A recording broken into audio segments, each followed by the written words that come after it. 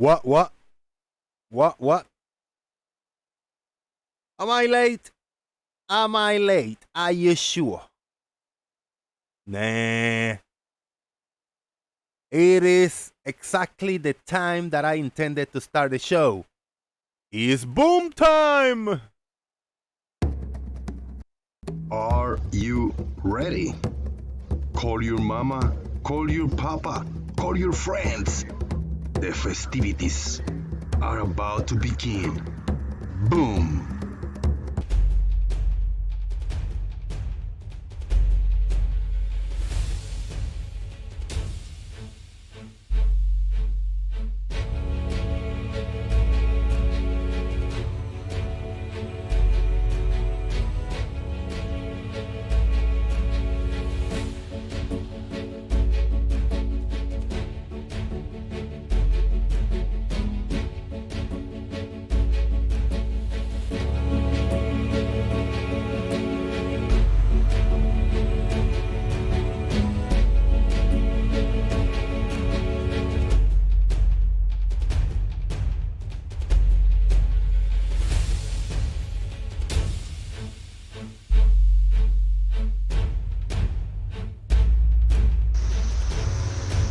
Oh yeah!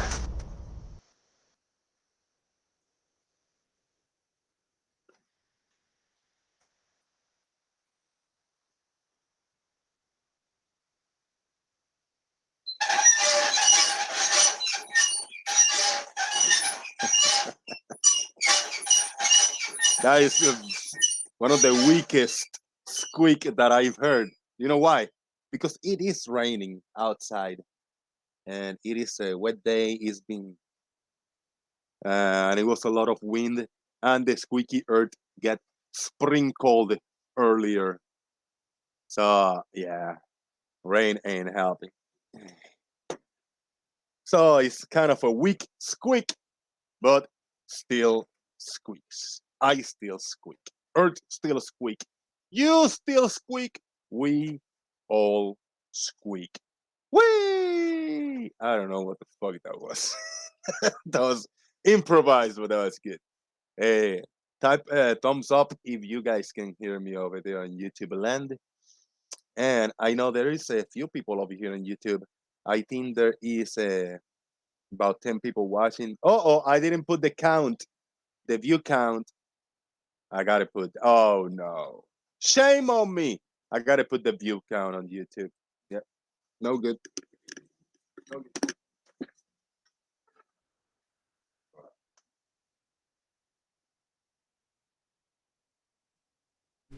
How dare I not having a view count on the corner of the screen? Shit. There you go. Whee! Hell yeah. All right. I see thumbs up. Very good, very good, very good. Very, very appreciated. Thank you very much. All right, let's do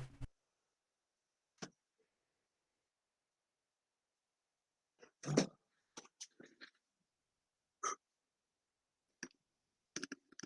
And yeah, man, it is freaking cold. This is like the fourth day that it's been cold in Florida. And cold, over here in Florida of USA, it is average 85 to 90 degrees, 85 to 95, I must say. So in this season of the year, when it goes down to 50, 45, 50, 45 to 60 degrees, that's I consider cold. And below 40, some nights getting the 30, 30 highest 30. It's fucking cold, man. We're not used to that shit in here. So I got like thick, heavy coats, long sleeve underneath. Nice. Big shout out to Citizen 9, John Hansen, Martin, Kuso, Farmer's Boy, Beth Moulton. Thank you all for being here. And there is a few ways that you can support this channel. The preferred way to support is via PayPal. There's a link pinned above on the chat box. You can type the link that is up here and you can find it in the description box. But if you cannot do that, the better way that you can support is hitting that like button under this stream. So go under the stream, click the thumbs up, and that'll do it. Also, share the show. I'm actually getting a lot closer to 4,000 hours views, so we can get like the whole package and open the community tab on YouTube and super chats and all that shit. But I am really, really close of the 4,000 hours view. Now, what we are missing is 500 subscribers. Where am I going to pull 500 subscribers from? Well, that is on you.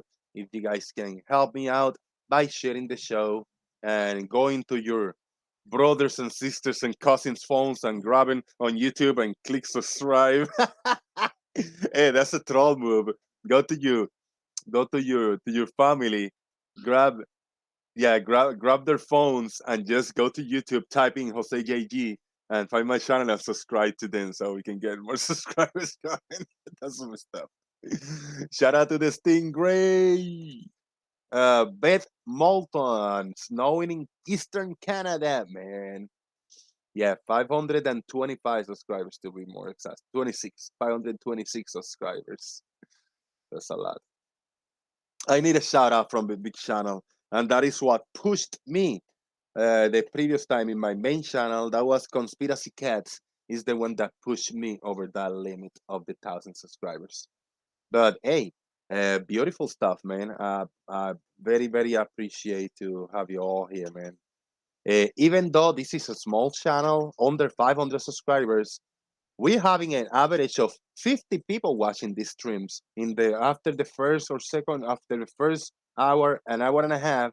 We're actually getting 50 to 60 people watching. So this is beautiful by the numbers. Is very, very strong, very, very strong. I am actually going to open. I'm gonna open the Google Meets first, and if anybody would like to join via Google Meets, please feel free to do so. Or should I? I'm gonna do the same. I'm gonna do Discord. Oh, Google Meets or Discord. You know what we're going to do? We're gonna do Google Meets first, and then we are going to do Discord. All right. So the first hour of the show, we're gonna do Google Meet. So I'm gonna hang up here on Discord. We are going to open Google Meets. If anybody would like to join via Google Meets, make sure that the account that you are logging in to use is the username that you want it to show. So please think about that. This is like the good old Hangouts. You just need a Google Gmail account and join via that link. Now I gotta click, I gotta shut down Discord for an hour on my end, but Discord will still be open to post links and post pictures and have a conversation in the sideways if you want to. But I would prefer you to be over here in the YouTube chat box. And if you gotta share images, you can throw them on the Discord, or hey, jump in over here on the Google Meets. You're welcome, Beth. Everybody's blue in this channel, dude. Everybody's blue. And you know why I do that? I was kind of one of the first that started doing that. Everybody have a range. Why?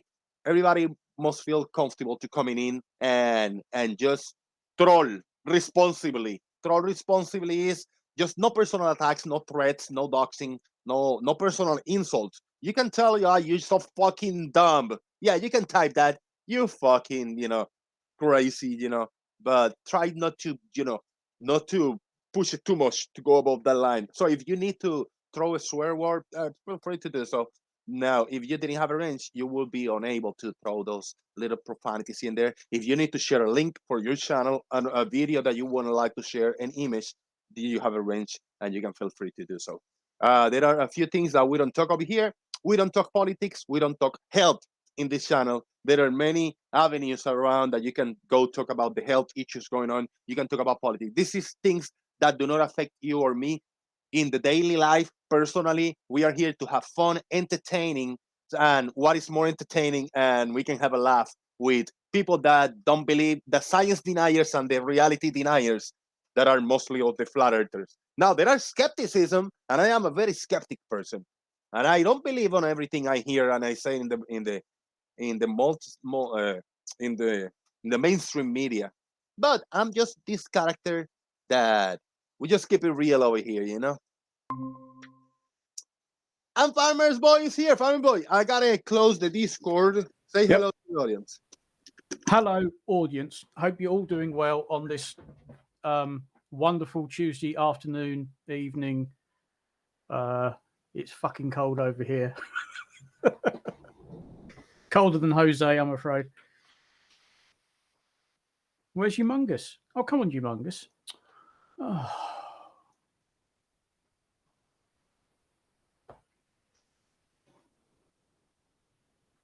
But I don't think anything's happened since yesterday.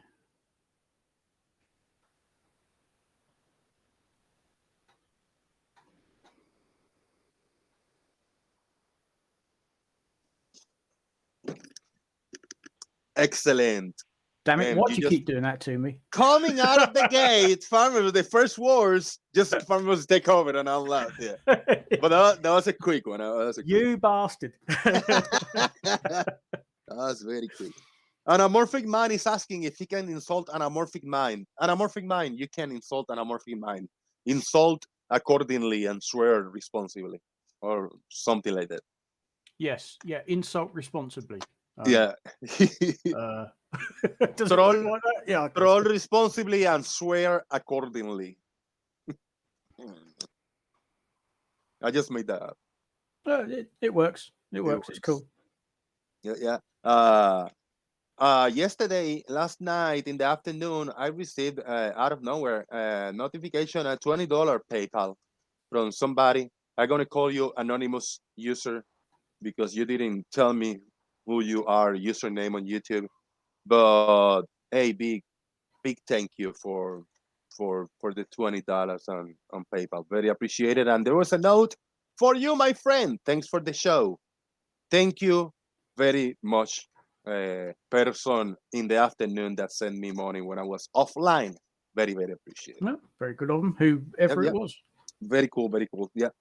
I got that ding dong notification. I said like, that's the neighbor messing around with me again, you know, like calling me, like asking me for tools and stuff. And it was actually a PayPal notification. All right, let's share the screen over here. Let's see what we got over the show. So if anybody would like to join, we are in Google Meets for a little bit, and then we will move on to Discord. So if I share the screen, you should be able to see. Let me turn off the camera because I don't want to push it too much, you know. All right, this is Google News. Google News. Google Science News. Oh. Okay. And this is from CNN.com. Posted on January 24th of 2022. If we can make a space station fly, we can save the planet. And astronauts view on protecting the Earth. And I just randomly open a few links and look at that. It's a big image over here, big picture. Yes, there he is in the cupola. Viewing station. Yeah, very nice. I had the image correct, and now I messed it up for minimization that I did. Let me see if I can fix it again. There you go. There you go, better. Yeah, that dude in the cupola. Yep. He doesn't have khakis. He doesn't have khakis on. Oh, maybe he does. Doesn't have what on? Khakis.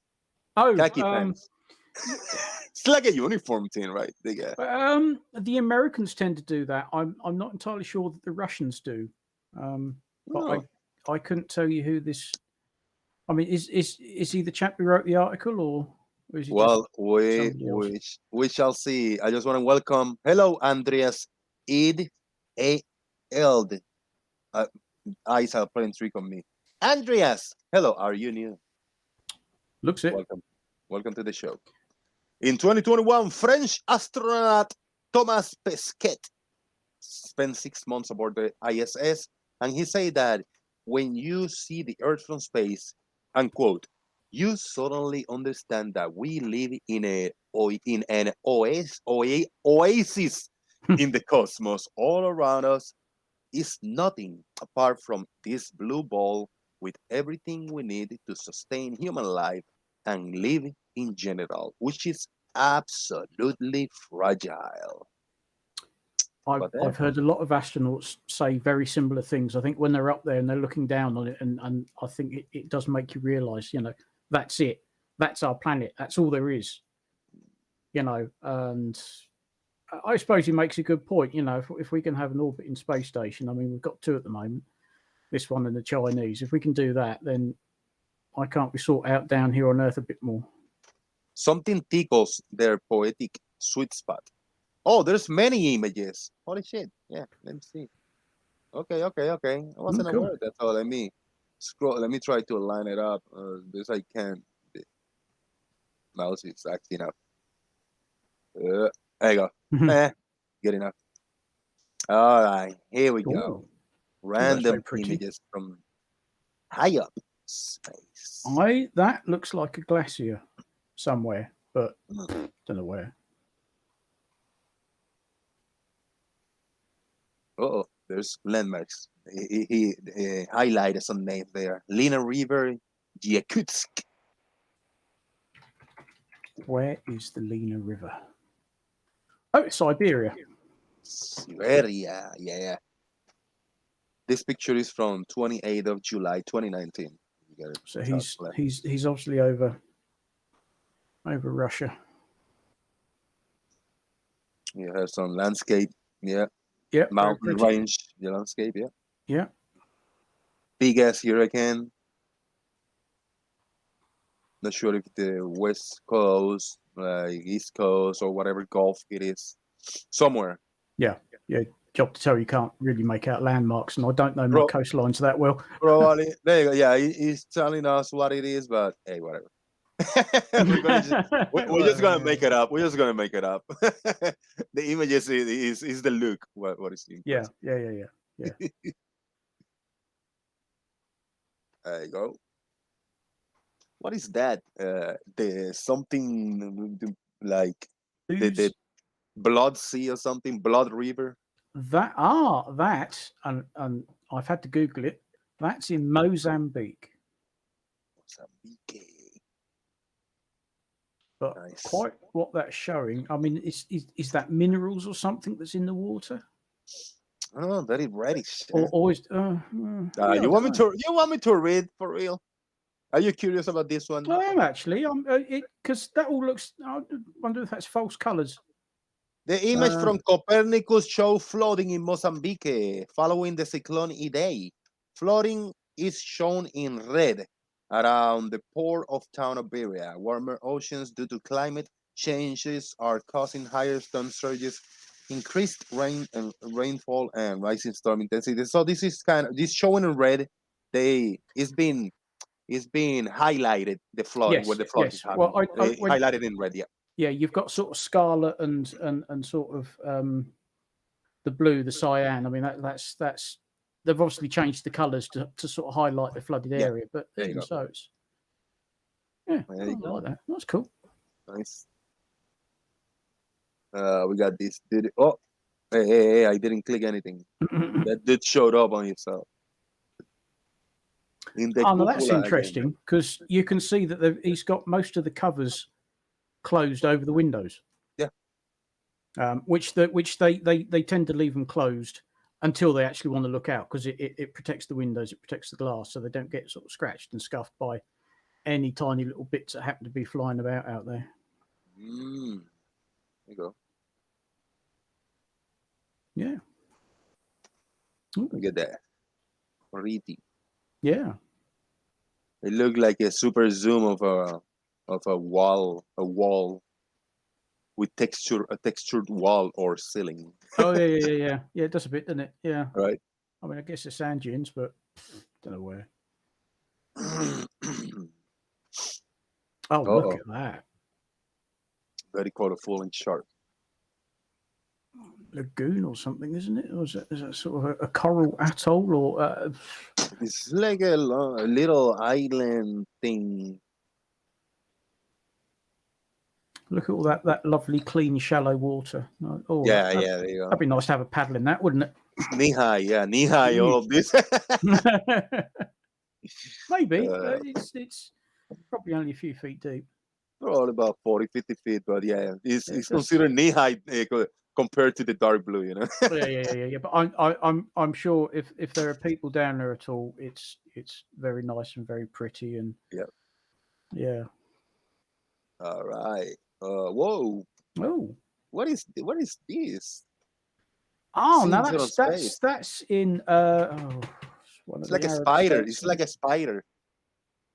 Yeah, I got a funny feeling that's isn't it one of these hotels where they're all sort of little islands or something? Looks vaguely familiar, but I can't think where the hell it is. I'm sure it's one of the Arab states. Nice. Is it possibly Dubai? I'm not sure. That's the sort of thing that they have, where they just seem to spend obscene amounts of money to create these things.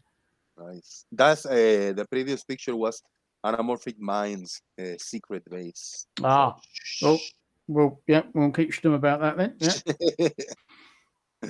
That's Dubai. Dubai. Yeah, I had a funny thing. That looked a bit sort of. I'm just trying to zoom in on Dubai and see if I can actually find it. And Island Hotel in Dubai. All right.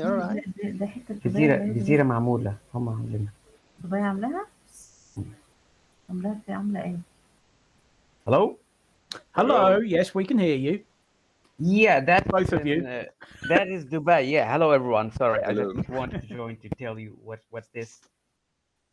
We speak Americano over here. We speak American over here. Yeah, that's the Palm, isn't it? That's the Yes. Like a hotel complex or something. Yeah, artificial island with the shape of a palm in Dubai.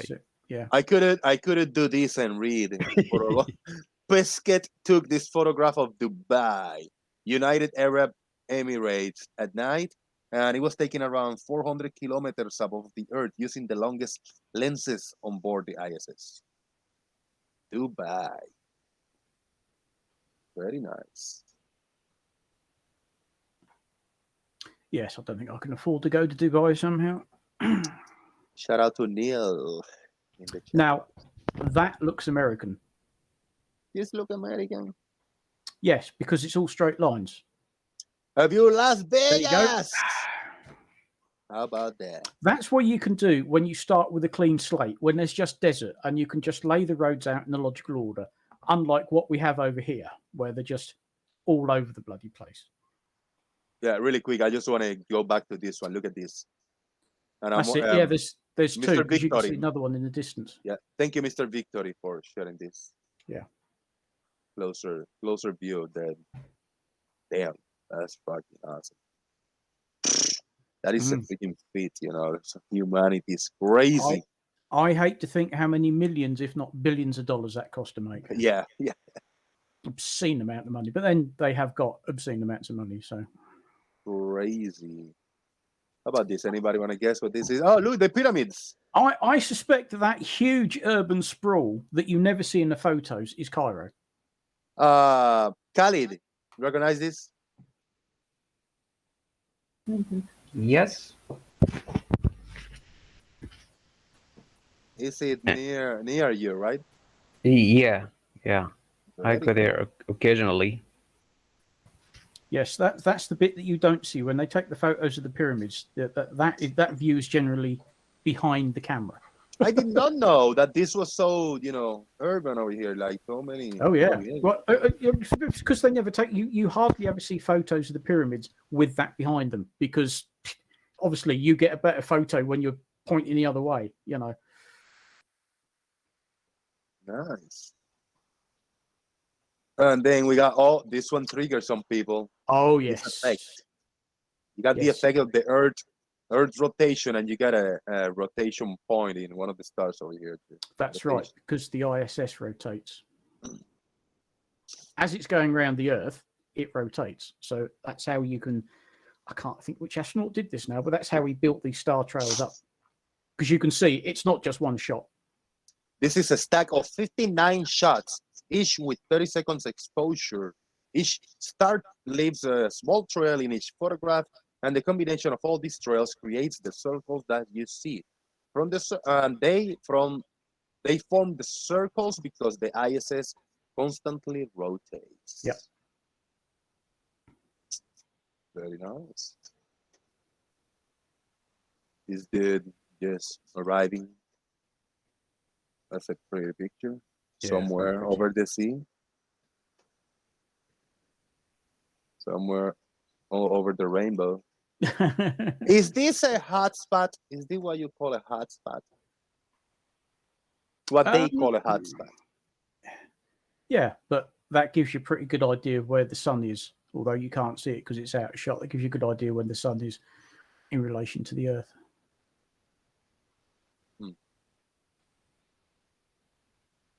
Hey, Neil, I know the other day you joined late to the party when I was shutting it down.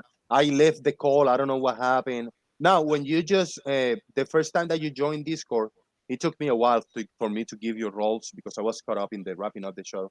But you are all set in Discord, and actually, we are on Google Meets today. So if you like to join, there's only 2 people here. I mean, it's me, Farmer's Boy, and Crowexy.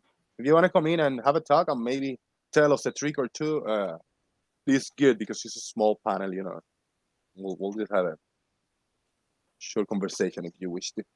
All right, and we started this again. Very pretty pictures. Cool. Yes, there's some nice photos there.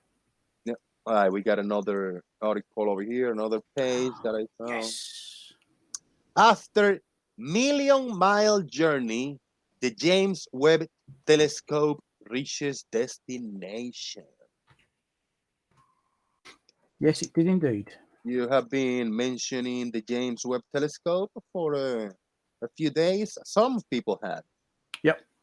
And safely arrival is a relief to scientists who plan to spend the next 10 or more years using it to study ancient galaxies. There's an image of this telescope. An artist's impression of the James Webb Space Telescope. Yes. So far, everything seems to be going okay. Yeah, arrived at the second Lagrange point as it orbits the sun alongside Earth 1 million miles away. Yeah, we're very nearly. Let's see if there's any other pictures or video clips of it. All the information is in this link. Let me not be an asshole and share the link actually here on the YouTube with you guys. This is where I got this from. There you go. All right, I want to find a video clip or picture, a real picture. All right, these people celebrating here. There you go. Lots of fist bumps. Fist bumps, yeah. She's tired. She's had it. She's fed up. This one lady, she's fed up. Look, I pulled a double shift. Stop with all this crap. Let me go home. I'm just doodling. She's looking like she's just taking a nap right there.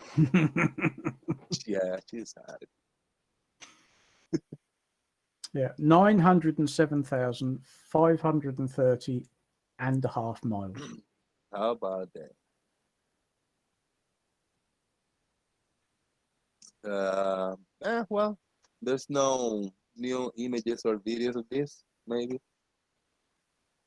There's a correction over here that was made today later.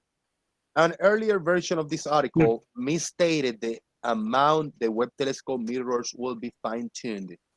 Engineers will aim for alignments as accurate as 1/10,000th of a hair, not a hair follicle. Look at that. Yes, well, I suppose the hair follicle's a bit thicker than the actual hair itself. Yeah. Isn't it? So, but I think they are, excuse me, splitting hairs. So, Farmer's Boy, I am a little disappointed because is this what we got? An artist's impression of this weather telescope? It's not even something like more like a real, besides like a real photograph or picture or video something. Well, I mean, they've got photographs of it sort of being put together in the workshop and what have you, but yeah, they obviously can't. Oh, thank God for that. I thought he was doing O'Reilly. No, I'm drinking. This is my cup. I'm having a drink. My cup. I know. They can't show you photographs of it out there because there's nothing to take photographs of it. It's 907,000 miles. It's nearly 1 million bloody miles away, you know. So all we've got to go by is the photographs of it being sort of assembled and tested in the workshop, so to speak, and then pretty pictures, artist impressions, what it actually looks like. And that's pretty much all we're going to get until it starts sending data back, and that's not going to be for months yet. They've got months and months of commissioning this and fine tuning it and making sure everything's just as it should be. I mean, the fact that they've got to this point and everything's worked okay is nothing short of a minor miracle. There are so many sort of hinges and pivots and flaps and Christ knows what else to make this thing open up to what hopefully it looks like now. So fingers crossed it carries on all going okay, because it'd be a hell of a shame to get this far and then to go, yeah, actually we're fucked up. Sorry. Shout out to Humongous. Oh, my fan club's here. I've been waiting for him. God. Oh. Boom. Boom. Oh, stop talking now. Right off again. All right. Let's see to what is this? There you go. The Independent.co.uk. The Earth's core is cooling surprisingly fast, scientist says, and it could tell us how the planet dies. Mind blown with that headline. How about that? Is Farmer's Boy NASA's spokesman? Shout out to Ripping Ain't Slipping. No, just a fanboy. Sip your lips, son. Sip your lips, son. All right, whatever. Hey, Farmers is the expert today. I don't know none of this. I don't know nothing. I'm just getting feedback over here. Hey, Jose, look, I'll fuck off and watch TV. I don't care. No, man, you can stay because I don't know none of this shit. That's what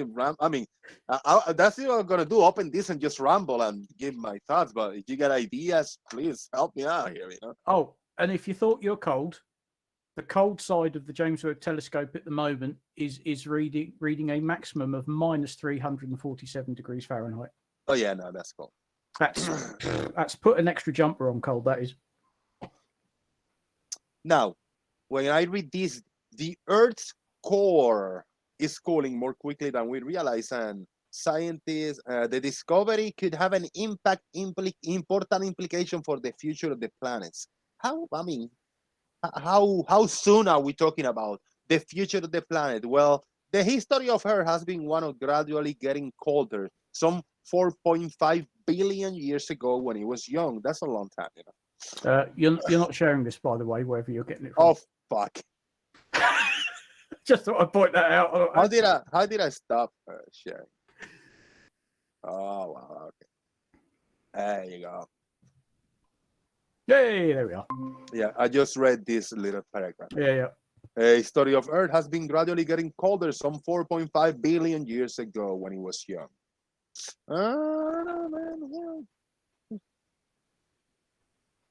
I'm just finding a timeline because he tells us we got 100 and 200 years that it's going to cool down and it's going to impact us. Then I might be worried. No, I suspect we might have longer than that. Really? I bet it's one of these. Oh, the Earth's going to cool down. We're all going to die in 500 million years or something silly like that. I bet. They look at the mineral bridge minute, blah blah blah. So it's about 1.5 times higher than assumed. I'm finding the time. I'm looking for the timeline. Anyway, you see the time over here. Yeah, very nice. Come on, give us a year. Give us a timeline. You know? Something. Did we start panicking? Yeah, I don't think we're gonna get much information. Oh, okay. No. Letters. Yeah, there's not much here. Yeah, I guess that was a dud. Yeah, I have a funny feeling, like I said, it's going to be, well, we thought the planet would be fine for the next 500 million years, but it turns out it might only be 400 million years. Yeah, okay, we won't start panicking just yet. All right, how about this one? Highly eccentric black hole merged. Highly eccentric black hole merger detected for the first time. All right, what is this word? Eccentric? Eccentric, yes. If something's going round in a circular path, then that's fine. That's a circular path. If it starts veering away from that and moving in an odd shape or in a big oval track or something like that, then that would be termed eccentric. Because I suspect that's what it's talking about, that these things aren't sort of in a nice sort of circular orbit or anything. They're moving other to that. So it'd be termed eccentric. I don't know. I'm just guessing. I haven't read the article. All right. Yeah, this about black holes is sketchy for me. Yeah, I don't know. A lot of filling the gaps, of just a little bit of data that is received from Earth. So, yeah. Let's see. Pluto has an eccentric orbit. It's very, very oval, and at some points it's closer to the sun than what's the next nearest planet?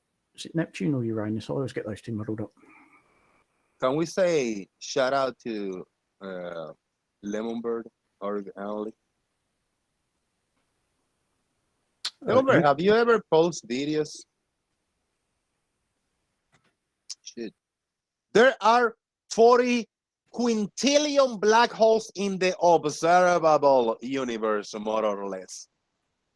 Okay, take your word for it.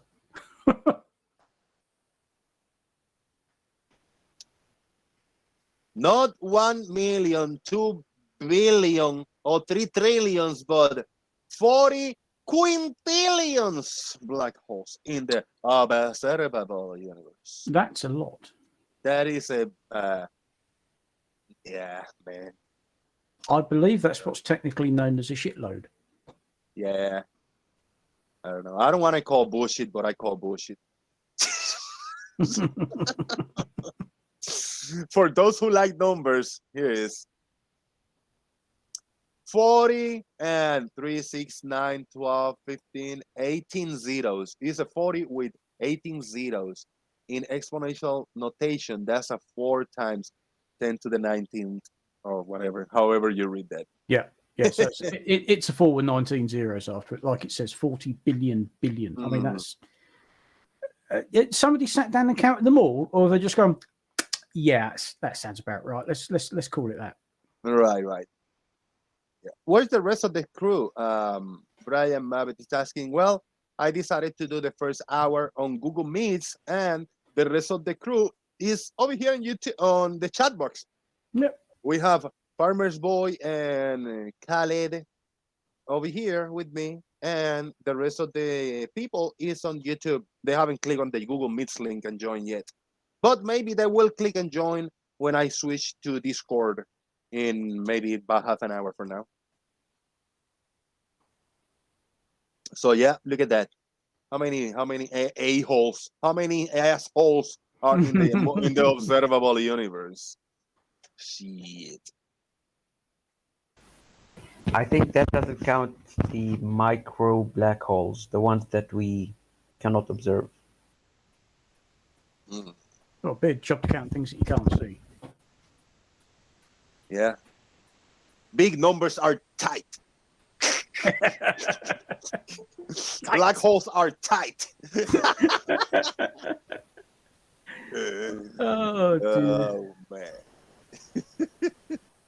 Yeah, this is I don't know. This is very ridiculous because it's something like so little explored, so little observed, so little data and understanding on black holes, but they find 40 quintillions. Black holes are tight. That's what I think. So they must. But look. This is the first actual photograph of a black hole. They say. Oh, yes. That was the one they took the other year, wasn't it? Yeah. So they say. So they say. Yep.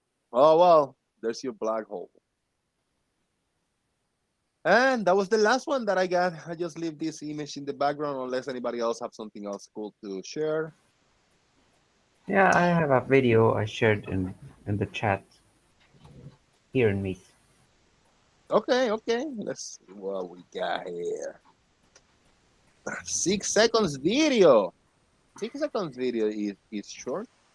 So let me set that up. Okay.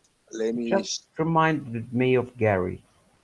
Do you need audio for this video? Yeah, you need audio. Oh, right. Okay. This could be good then. They don't like showing the real email address in here. Who is that? I don't know. For if anybody would like to join Google Meets, make sure that you are logging in with the email address that is going to show your YouTube username. Do not use your personal email address with your real name. Make sure that you are logging in using the correct email address for your name to be shown. And I am sharing that. Yeah, 6 seconds video that reminds you of Gary. Oh, with the...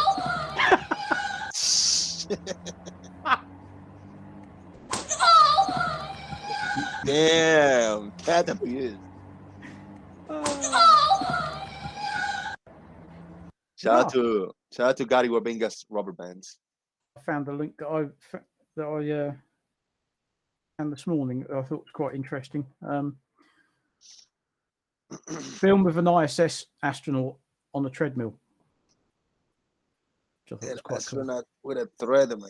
Yeah, I just put the link in. I do apologise. It's from the Daily Fail, but there is a bit of a video of him sort of setting it up and actually running on a treadmill. Oh, on the Daily Boom, right? Yeah. I just stuck it in the Daily Boom. I spotted it this morning. And I thought, oh yeah, it might be interesting that, and then I just had to go back and find it. But yeah, there is a video down there somewhere. Yeah, there we go. Let's see if we don't have a commercial and it's not too loud. We can probably do this. Did that cat actually make that noise? Cats can make some very strange noises, I can tell you.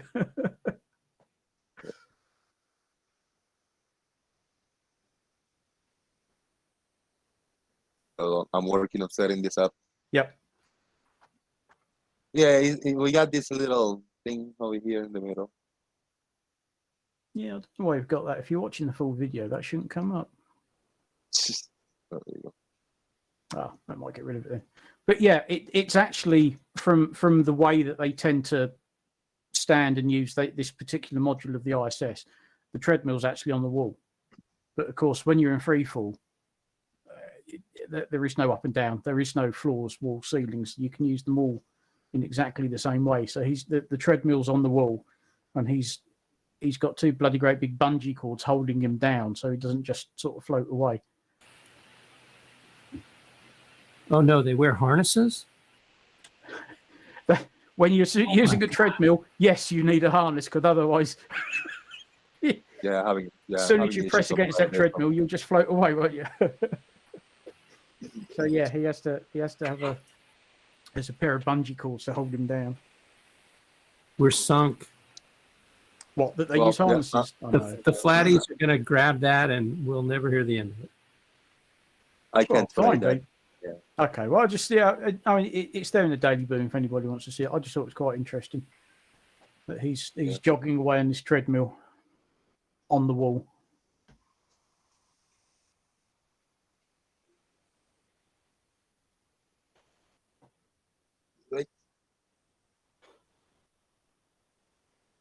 He just grabbed on me with a link.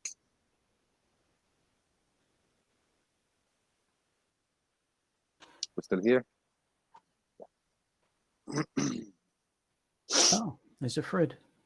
Fred and the J-Mac. Let me shout out YouTube. Doofus Manfred, Neil Constantino, Biggest Douglas, Brian Mabbett, Sean Hawkins, Charlie Welch, Peter G. Patio Furniture, Fred Bailey, Steve Wilson, Tusk, Patio Furniture, Ripping and Sleeping. I'm thinking I'm repeating names, right? Citizen 9, Arif Angley, Biggest Douglas, Tusk, Patio Furniture, Fred Bailey. I think I'm repeating names. I'm like in a loop. Everybody, Jomongus, I see you. Thank you, everybody, for coming in. Citizen 9. Now, what are you waiting for to click on the link and join Discord? Discord is cool because it's a lot cleaner than Discord in order for camera sharing and screen sharing and all the good stuff. Triple Croquet, hi. Did I say triple co? Triple co? Yes. Triple crow. I'm not having a stroke, like just missing words and like tilted repeating. Do you smell copper? You smell copper? You smell toast? You smell toast? Oh, that's a good one, isn't it? Toast, yeah. And there you go. Look, the prediction has come true already. Gary says, how many years have we been saying they were on wire harnesses? Glad to hear Globy's finally admitting it. So there you go. That didn't take long. That took all a minute, I think. Right.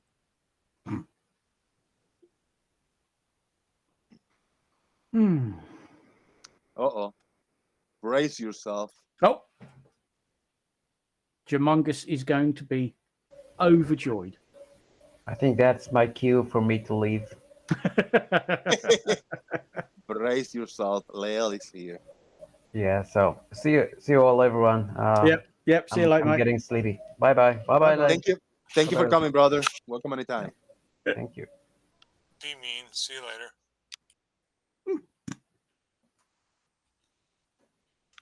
Oh, hold on. Yeah, I need to do something because this guy that is called Reaping and Sleeping. This is, I think, one of these Chills versus Shields accounts, or he changed his name. This is the one that is calling everybody like, you know, females and pedophiles and shit. Nah, I don't deal with none of that shit. So you are not welcome in this channel anymore. Thank you for coming. Thank you for playing nice while you were here. But once I click on your channel and see what your channel was about, nah, I don't support that type of content here, man, at all.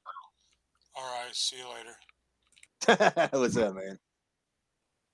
Jumungus is here. He doesn't want me. No, Humongous. What did Humongous say? He's just it's like as Farmer's Boy talk. It's like Humongous hearing on his bed, listening to lullabies sung to his ears. He just shut his eyes as the Farmer's Boy is talking. It's like a lullaby. Oh, that's cool. I mean, Lemon Bird. He's in chat. Yeah. Gee, thanks for doing that. Shout out to Rakia. Rakia came in hot. Look, stop whining, Jose. Stop projecting, Rakia.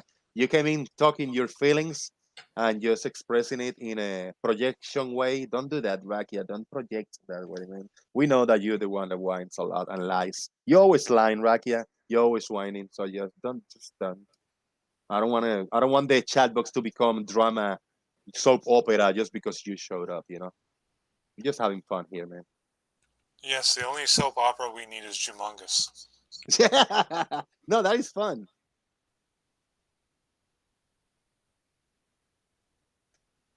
Right. Peter G, I see you. Or if only Lemonbird, you do Google Meets. Google Meets is cool because you can have Google Meets in the background and talk to us. So join. And Rakia is welcome to TikTok. I don't like the way Rakia interact in the chat box. He's very poor, very weak argumenter. But maybe if he is in voice, that's entertaining. I like him in chat better. Don't have to hear his voice.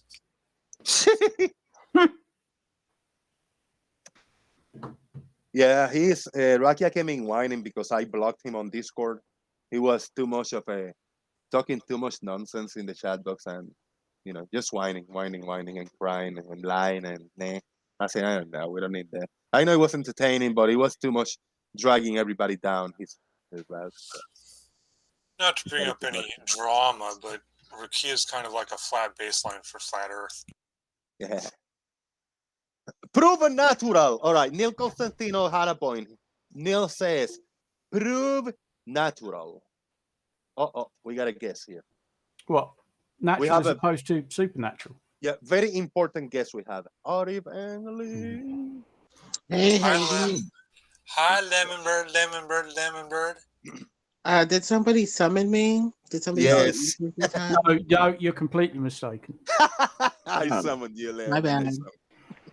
I've been summoned. Yeah, right. Lemonbird. We got Neil Constantino. He is one of the okay guys, and he's got some interesting points, but he wants us to prove natural. How do you prove natural? I think it's a framework. You start out assuming natural is there and just have a general guideline of what it is, basically. I think people say, what, natural's physical or something like that? I mean, people have a general definition, as far as I can say, for what natural is, but other than that, I don't know what to tell you. It's how to prove it. I mean, I think you either accept it's natural or it's not, really. Do you think that if we touch it, or we smell it, or we hear it, we see it, it must be natural? Yeah, I mean, if you show that it's regular, people assume that it's just Right. the natural course of events.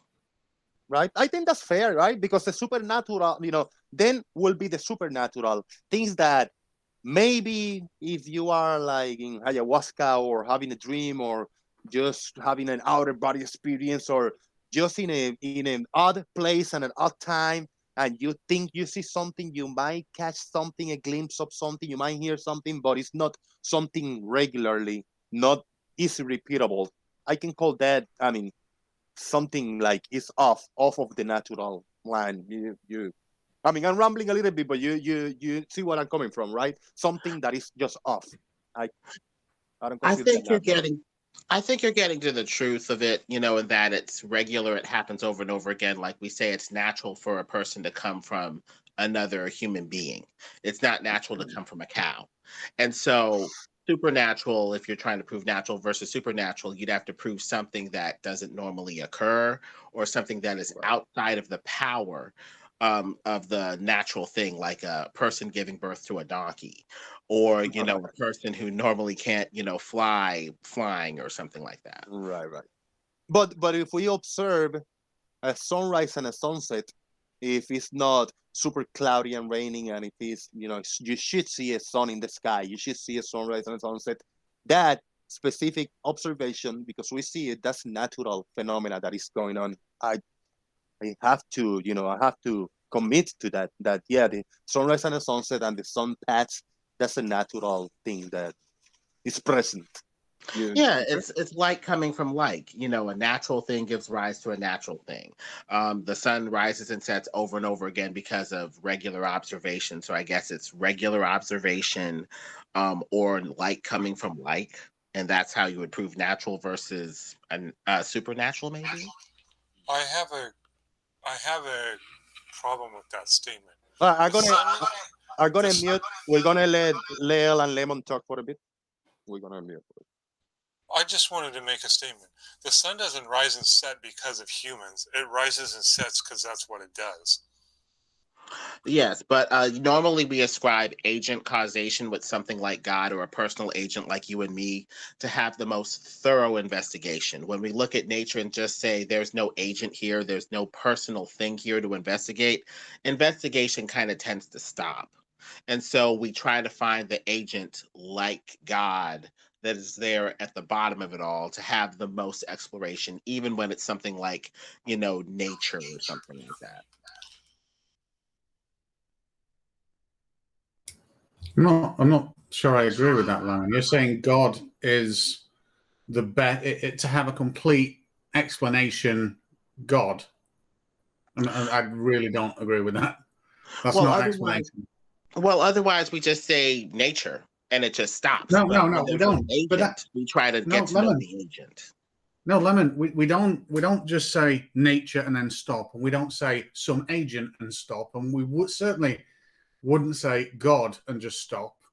We investigate, we test, we predict, we model, we investigate further. And even if at the end of all that investigation, we get to the point of, well, actually, we can't quite explain this, I know, agent or God, that's still not a plausible or acceptable answer for it. If you were to say God, because God is this is how we can test that, God has done this, and this looks like that. That's an explanation. Well, it's a starting point because, as far as I've seen in science, when there is no agent, exploration tends to stop, and it seems like people just say this is just the way that it is. The sun rises and sets, or something like that.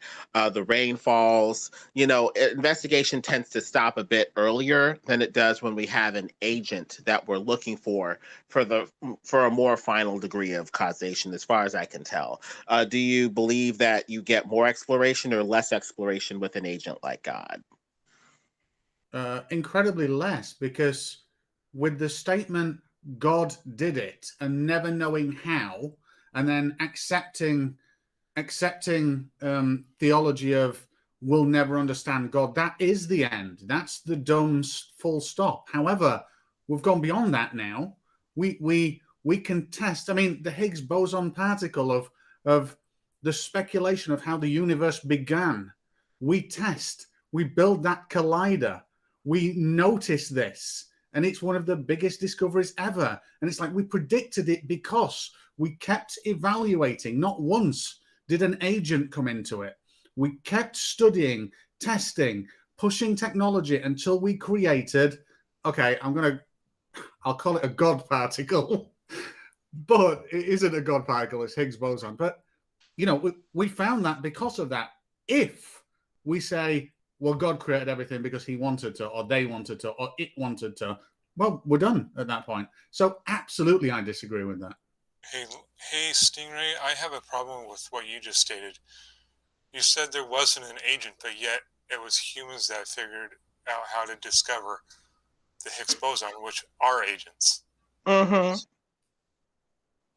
But I guess what I'm Stingray... not totally agreeing with Lemonbird or disagreeing with Lemonbird, but I'm pointing out, Stingray, that the human agent is the people, or the group of people or persons who found the Higgs boson.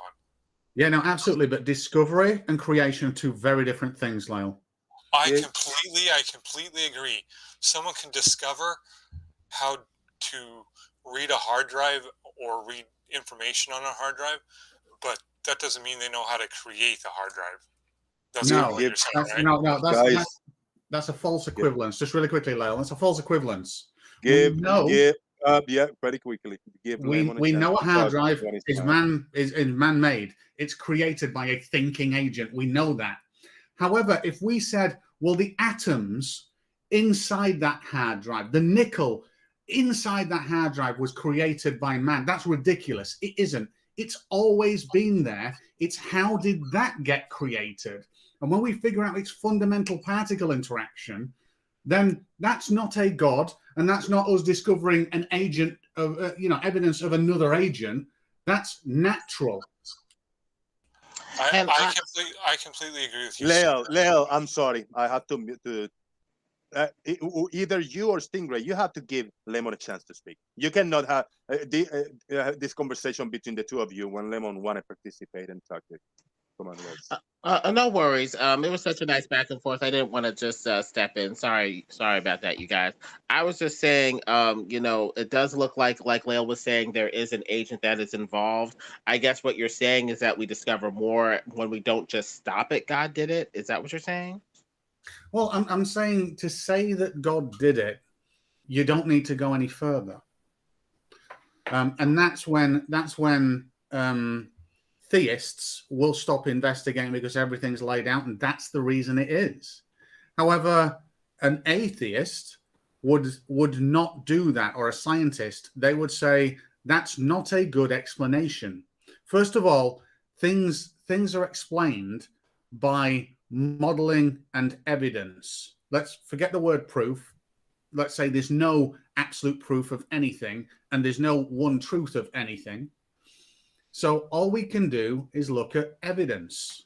So now, it's like pointing at the sun and saying, that's a non-physical object.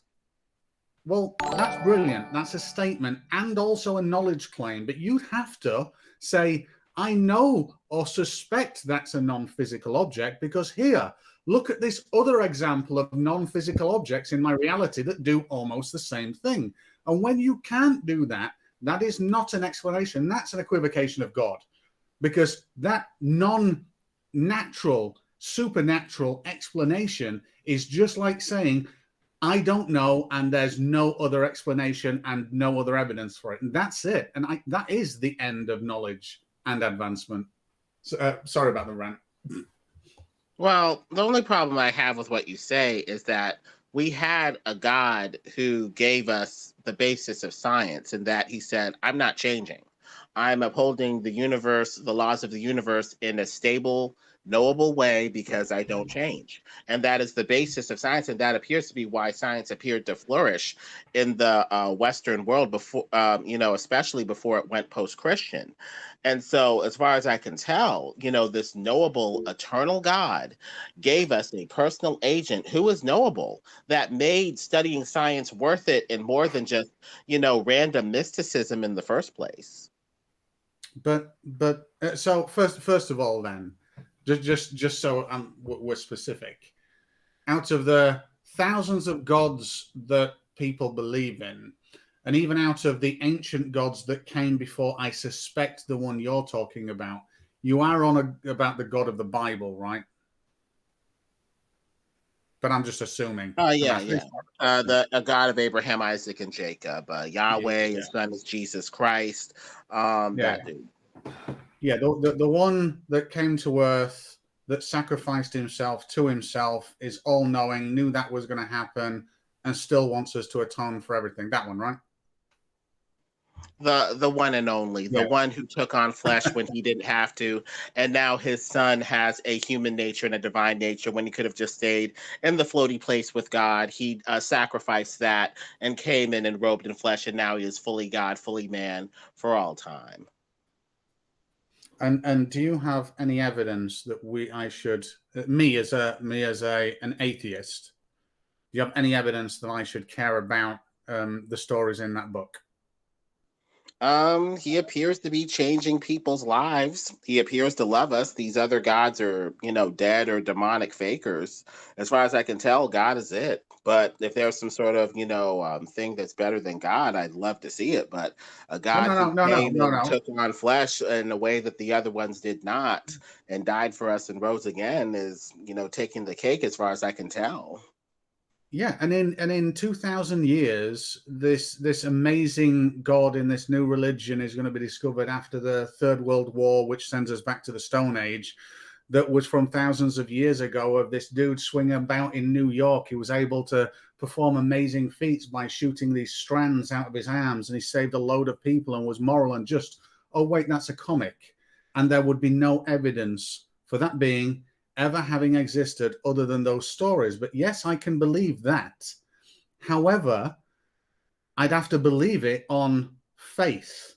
But the thing is, that story is a derivative, though. That story is derivative. It's a spider that shoots webs, not humans. They just took No, a spider Spider-Man. and a man and just Spider-Man. cobbled them together. It's very derivative. The biblical narrative doesn't appear to be derivative. This God, unlike anything that we've ever seen.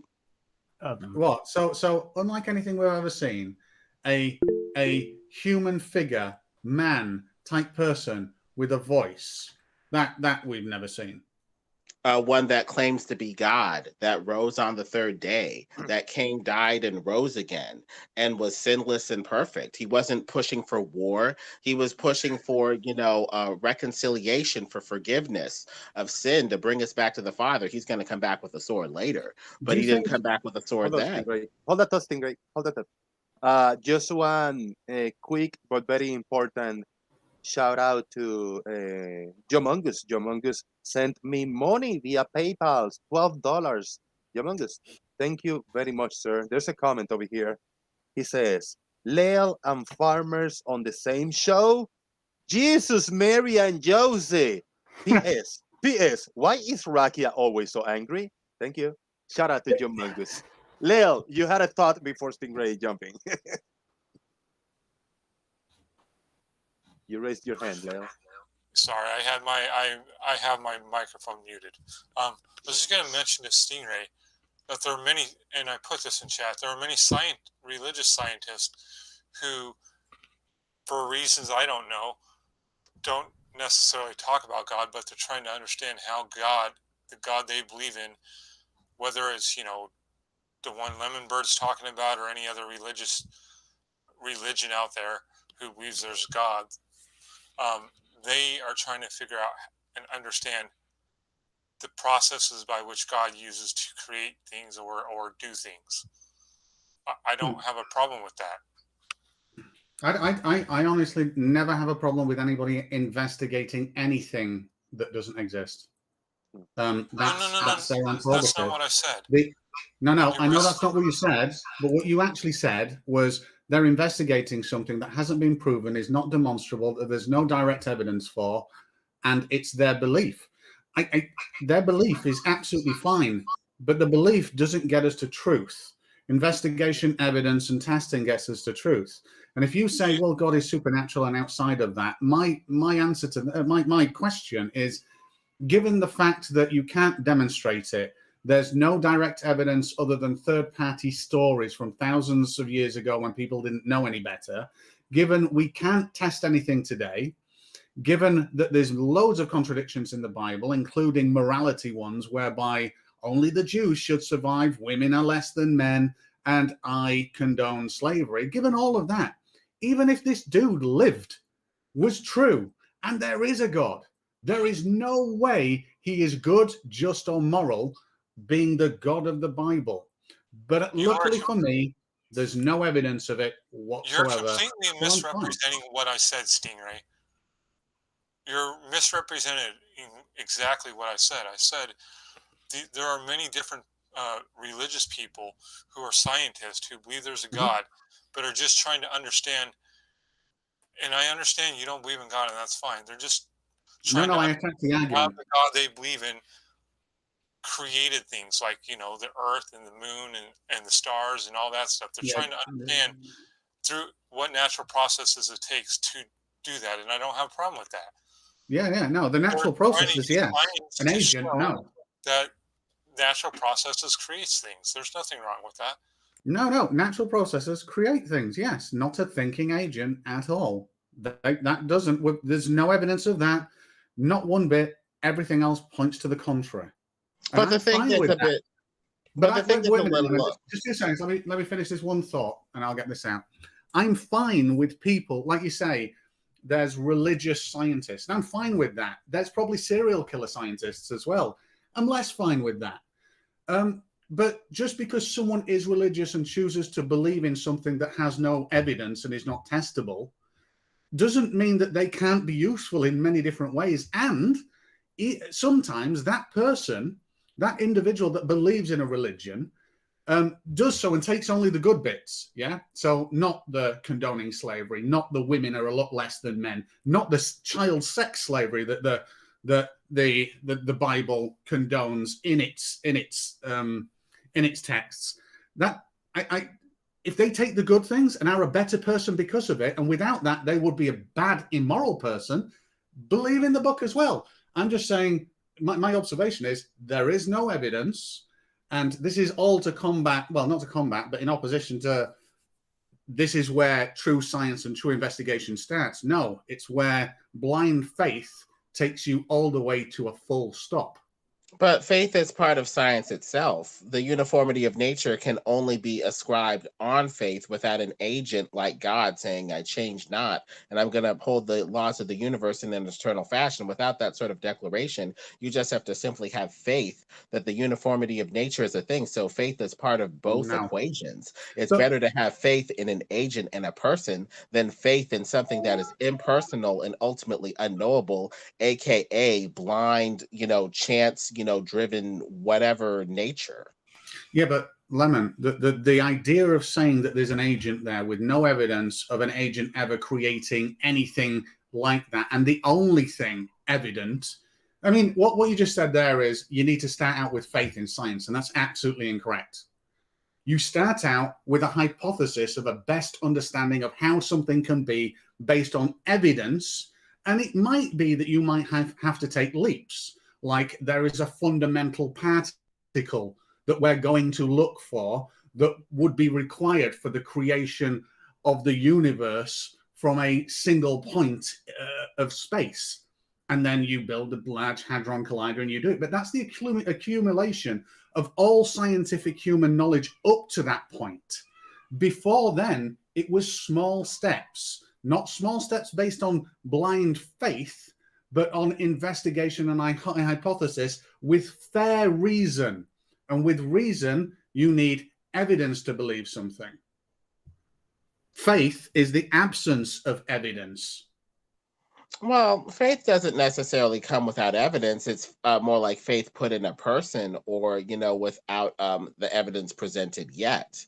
You can have faith in a scientist who says, if we go down this route of exploration, we'll find stuff and find evidence later. You could have faith in God, and he could point you to the way to the promised land, scientifically or otherwise, and say, hey, go down this route. You can't see it yet, but this will pay dividends later. And so faith is needed for new exploration, new knowledge, and new avenues of even scientific exploration. Otherwise, you just keep on retreading the same ground. You just keep on going to the same natural places and not really making new discoveries and stalling exploration and science in effect. Without faith, confidence, and new routes of exploration that can be revealed even by a knowing, loving creator, potentially. Again, faith, you're not describing, well, you're intermingling faith with loads of other concepts there. The search for knowledge is not faith-driven.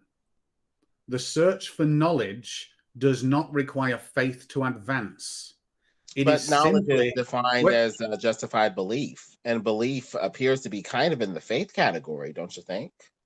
Well, belief, I mean, a lot of, well, okay, so now we're getting philosophical, but belief is about, you can, it depends on the individual. So I can believe something that is not true. I can also believe something that is true. So if I can believe both of them, is belief a good path to finding out if something is true? And the answer is no, absolutely, given that example, that very short example. So now it's a case of, well, how do I get to the truth, regardless of what I do believe currently because of reasons, in air quotation marks, or because I want to believe? And that comes with investigation and testing outside of the God belief.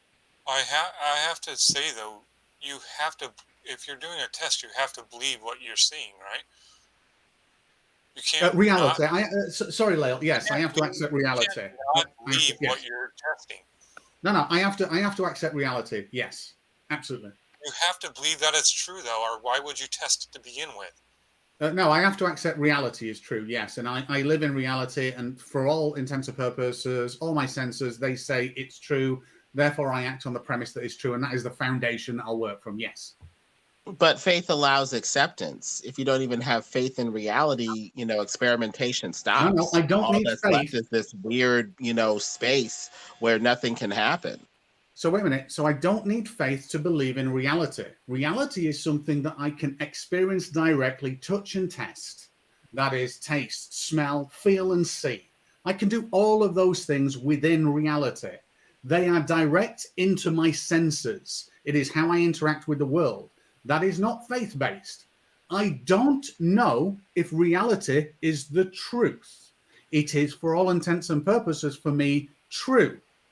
But none of that is faith, and none of that requires God. But all of that is evidence for my belief. Faith is not required when I have evidence for my belief. Faith is part of it as well, because there are seen parts of reality that can be experienced readily and parts that can't be readily sensed or seen. I mean, even when you're talking about the places, that you have explored or been to versus the places that you haven't explored or been to, you have to have faith that those places even exist without going there and having an empirical test. So reality appears to be composed of things that are seen and unseen together that constitute reality, and faith is going to be needed for the unseen. It's just, That's a very necessary.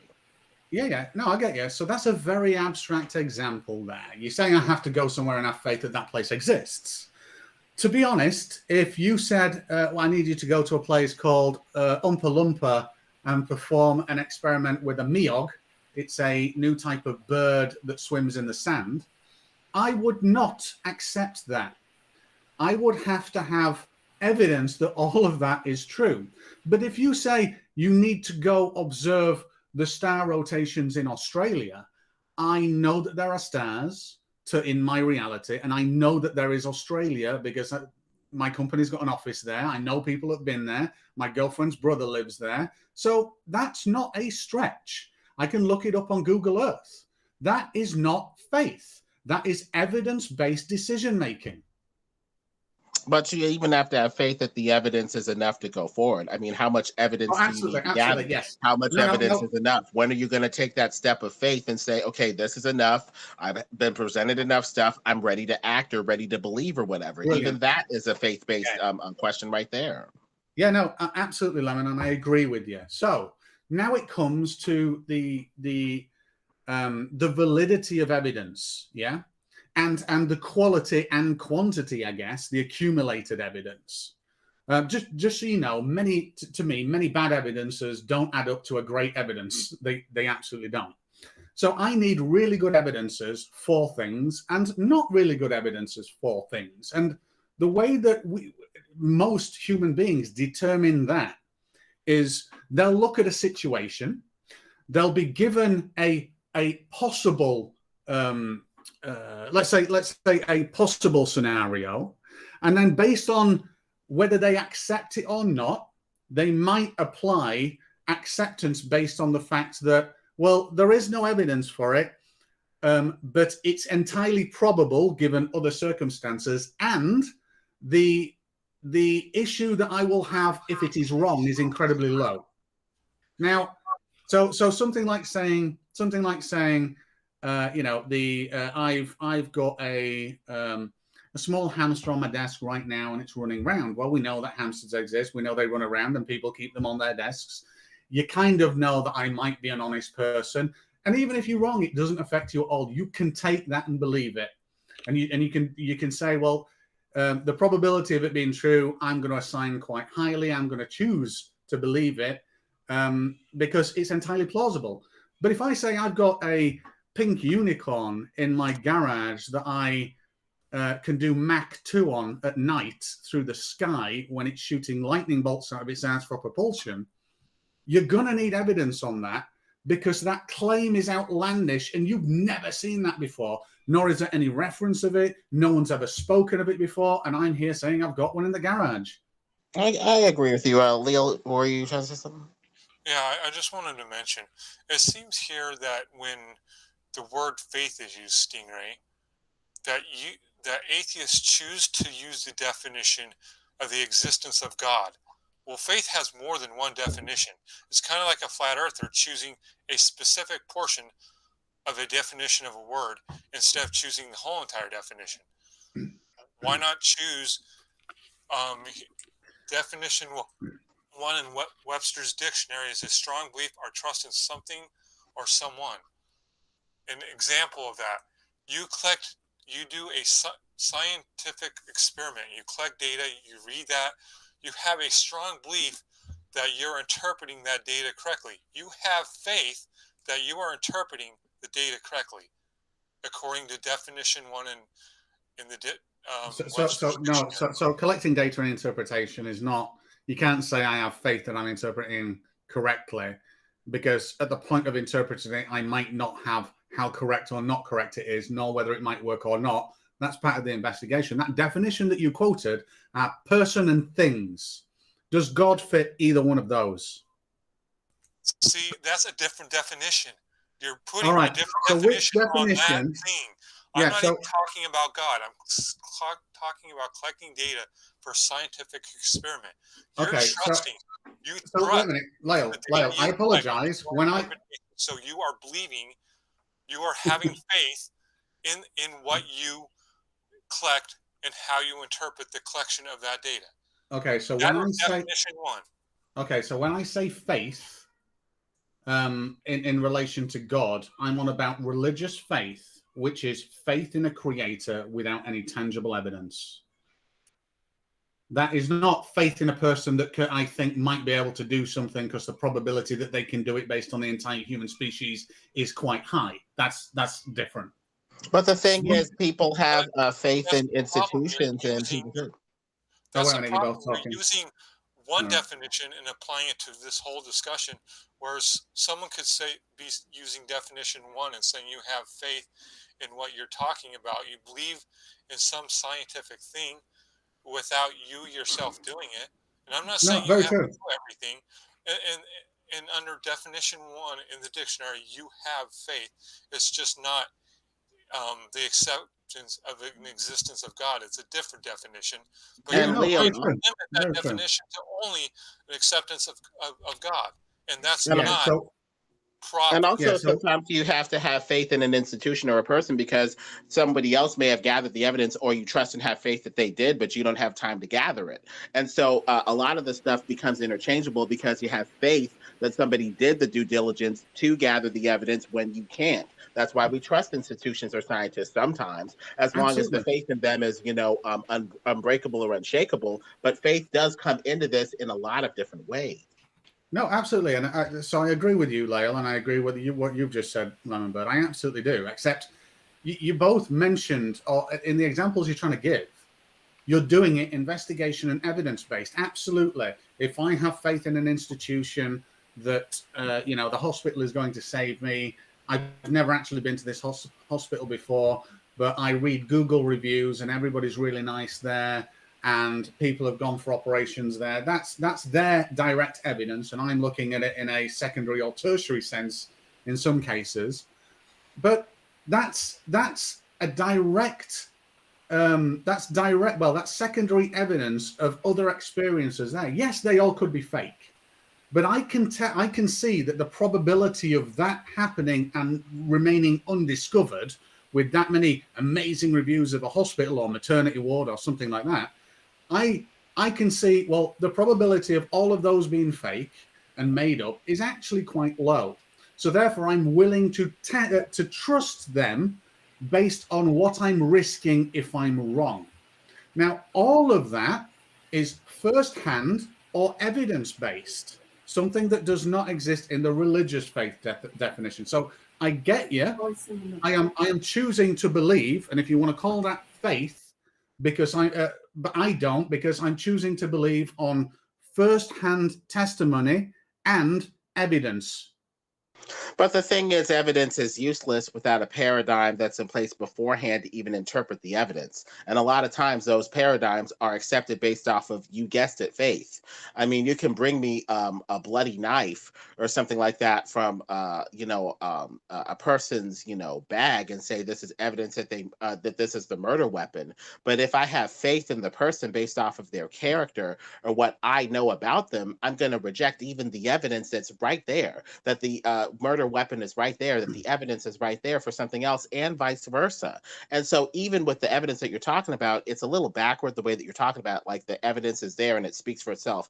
BS. Evidence needs to be interpreted vis-a-vis a paradigm that is normally accepted based off of faith axiomatically. And so what you're talking about just appears to be backward. If we forget about the fact that there is, knowledge and faith working together, eventually we have neither. We have neither faith, or we have neither knowledge or faith. Because to basically deem this stuff knowledge and deem this stuff good enough to start exploration with, we have to have faith in the knowledge that's gathered in the first place. They work together. Enough faith to go forward, at least initially, and then that powers our ability to gather knowledge to reinforce the faith in this sort of cycle. Knowledge, faith, belief, it all works together. So let me ask you a question, Lemon. So you said something very important there. I brought you this knife and said, hey, I think this person killed someone. And it's a bloody knife. But you know this person and you trust them on faith, yeah? So you said something there. You know the person. What does that mean? You know their character. You know that they're not capable of doing stuff like this. Right, okay. So do you know, or is it just very probable that it is likely what you're thinking is correct? It's very likely what you're thinking is correct to you anyway, based off of what you know about the person, what experience you've had with the person, that sort of thing. Yeah. So what you know about them is built up of what? Your knowledge of that person is built from what? Moments and experiences directly, correct? Yeah. Yeah. So I call that evidence. You do not need faith in that person. You just believe that they're a good person because of evidence. And again, it's the definite, back to Lael's point, Lael's correct. It's how we apply the definition of faith. You can believe in a person because of evidence being you temporally have witnessed them doing great things that have never proven to be bad, negative, or immoral. You absolutely can do that. And okay, what about you're bringing in experience as part of evidence, and that's good. The only problem with this is, even in the Bible or, in other theist, situations, people have had an experience that other people haven't had. And so the point at that point is, are you going to have faith in what they've said, or are you going to reject it because you haven't had a similar experience? That's where the clash comes in. You're allowing experience and experimental, experience with this person that based off of their character to build more knowledge in one case, but you're kind of rejecting it in some areas of religion, and stuff like that. On the religious side, on the science side, we have a similar faith in people and institutions, yes. So if we can have faith in people and institutions in one area, even with sainted science, why can't we have it religiously in the person of God? That's a big disconnect. Because one is exploration and evidence-based, the other is made up. Prove me wrong. Guys, it's going to be 10 minutes before we jump into Discord. There is a few people in the audience that like to join, but they don't do Google Meets. So we're going to be moving on in like 10 minutes to Discord, finishing a cigarette, and I'll let you know when we're going to jump over there. Where's Slice Barcane when you need him? right. Yeah, he doesn't do Here we are, he Google doesn't do Meets, he's not here. Yeah. Oh, dear. Yes. All right, I'm going to... There was a poll on YouTube chat box. I'm going to end the poll and read the results, because as soon as Rakia Live showed up, it brings a vibe to the chat. It brings a sentiment to everybody. So I put a poll up and I asked the people what Rakia brings, what kind of energy to the chat. So when Rakia shows up, he brings an energy to the chat. There were 4 options. The less amount of votes, with 34 votes, was positive. So 5% of 34 people says Rakia brings positive energy to the chat. So that's no good. 14% says that Rakia brings negative energy. Slightly better than positive, but very, very low. Now we get into the crop over here. 34 votes, 38% says annoying energy, but with 41% slightly above the annoying energy, most of the people believe that Rakia brings dishonest energy to the chat box. Rakia Live is on timeout right now because of the dishonest energy that he was bringing in.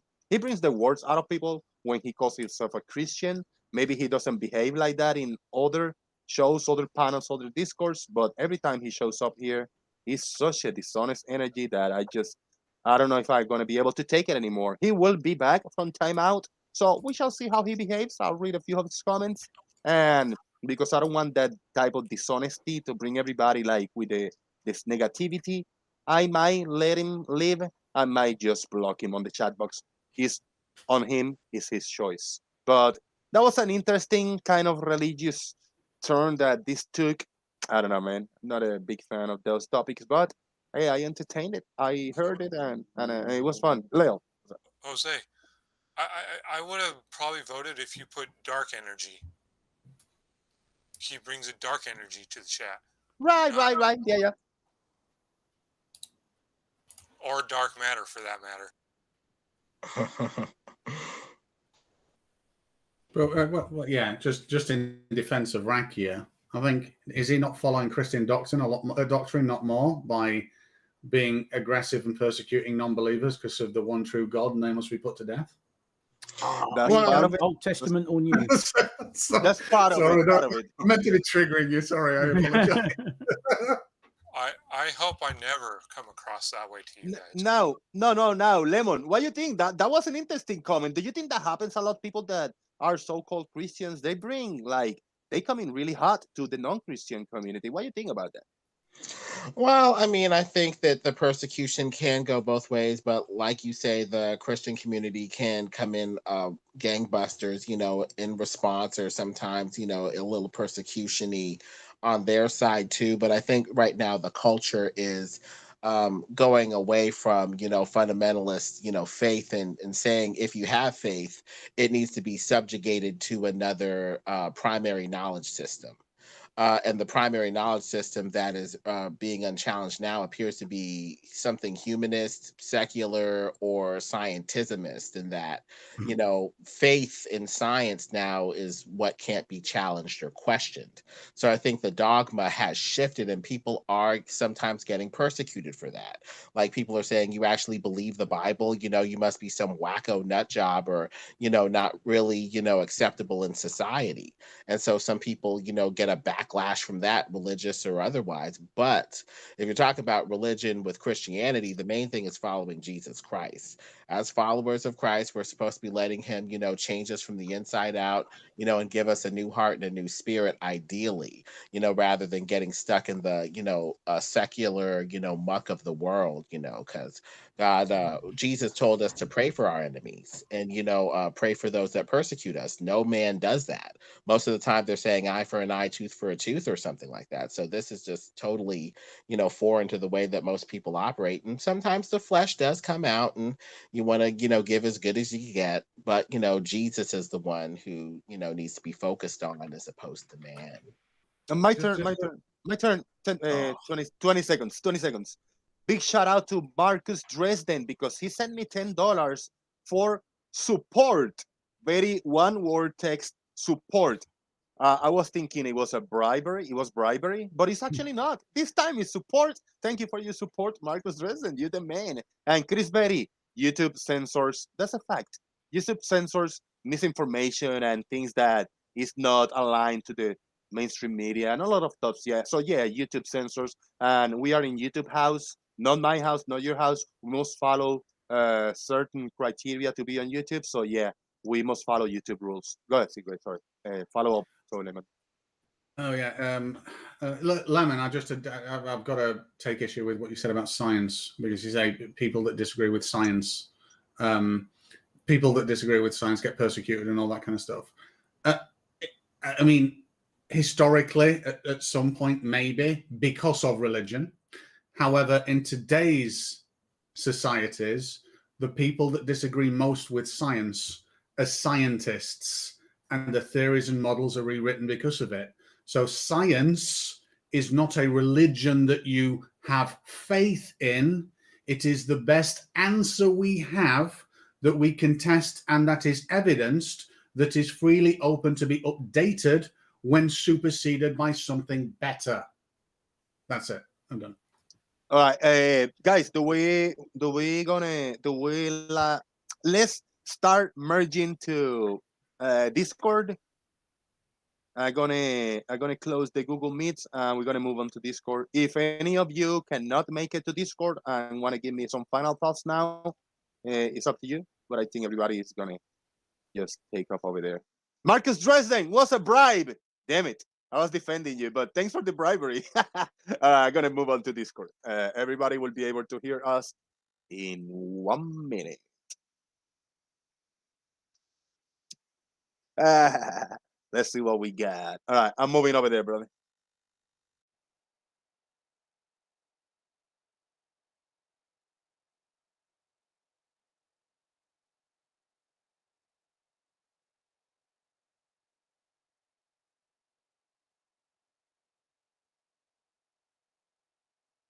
Well, you mentioned it. I don't know. Marcus Dresden bribed him. Why can't you?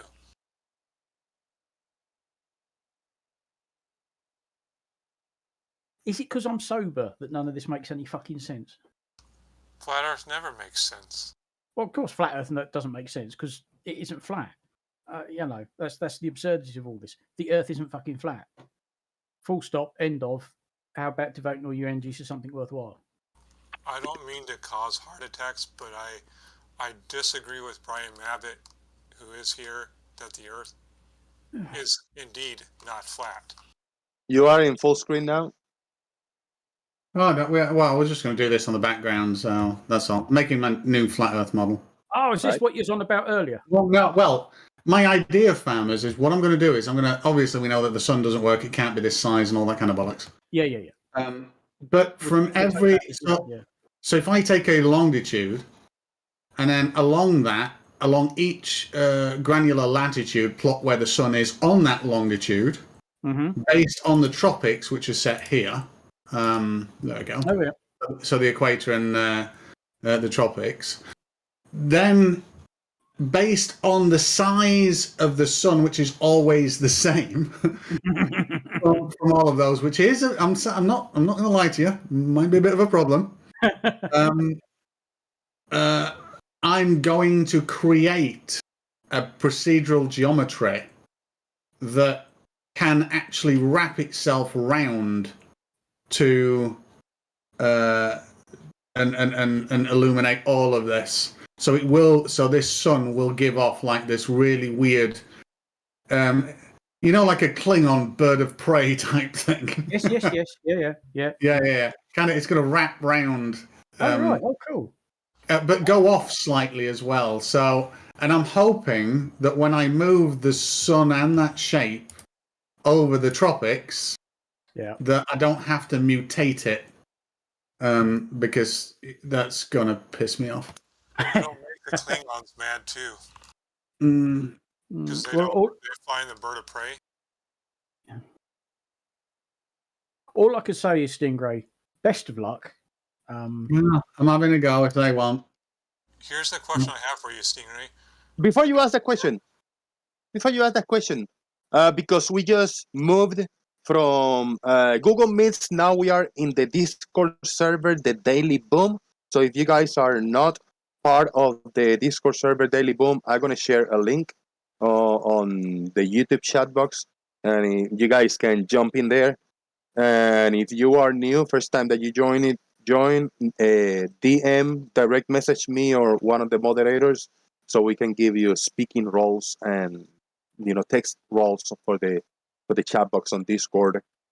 Please join, and you all can share screen and be heard over here. I want to thank everybody for watching. We got 40 plus people watching. Don't forget to hit the like. We are still, the ratio is a little low yet, so we need a few more likes. And if you guys can share the show over there on Discord and Twitters and the Facebooks and social medias around, so we get to the 1,000 subscribers fast. And if you want to support, do as Marcus Dresden did.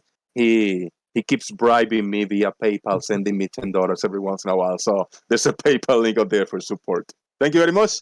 Take the floor, guys. I gotta go to the little boys' room. All right, here's my question for you, Stingray. In the Flat Earth mantra, we don't know what the sun is. It's not physical. So how can you assign physical properties devise a model to support the flat Earth if the sun isn't physical? Nothing here is physical, Lyle. This is a computer program, and a model doesn't have a. I can correlate data as evidence from different points across this beautiful flat pizza, and have intersection lines that give me. If I did it, so an example here would be, and I'll just do this quickly. If I did that, at least depending on your latitude, you're going to tell me that the sun's here. No, it's here. No, it's here. Each one of these is data points. Now, if I've got no evidence, and again, we're on about evidence, that an object can exist in 3 locations at once, then I have to assume that it's apparently located in 3 different locations at once. And so now that means I can come up with viewing profiles that mean that all of these get averaged out into one, and it's actually the viewing profile of it that changes. That's what I'm going to try and do. So it's about plausibility. Again, it's not about absolute truth. I don't even believe there's such a thing, except in very, very fundamental math. So it's about, could this work? Or can this work? Or can I make it work? Something so simple. I'm going to throw out there that you won't make it work. Well, I'll try harder than flat earthers, put it that way. You're going to waste a lot of time, because how are you going to prevent the light from going all the way across? Hey, Lyle, wait a minute, let me show you something, Lyle. So I'm upping my game to be more photoreal. So I've created, let's get this up. I've created a new model.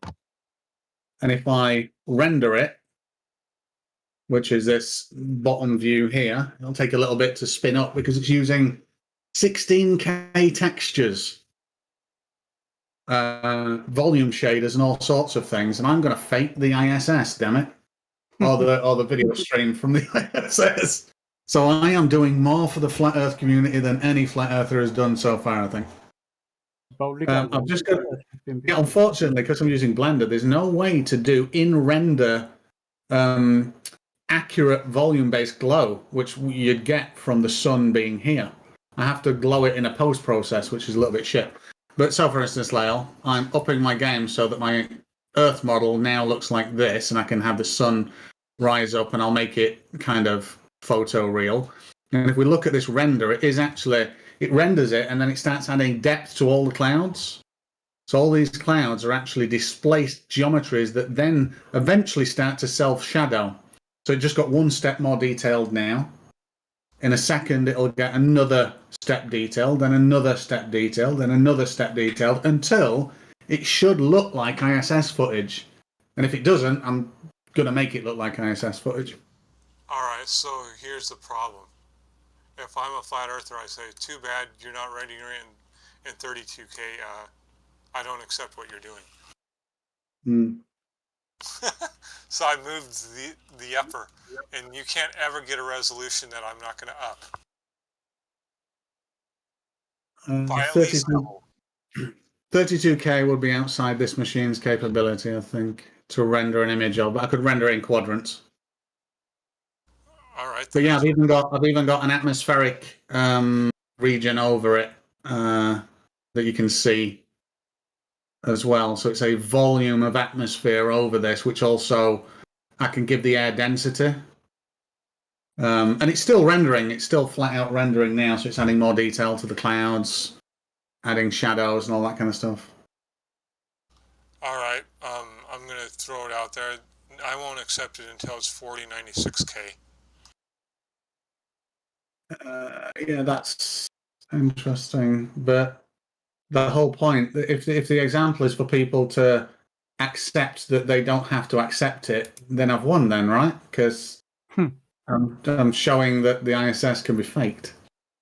The only thing that I can't do is fake the Tonga explosion across multiple different views simultaneously.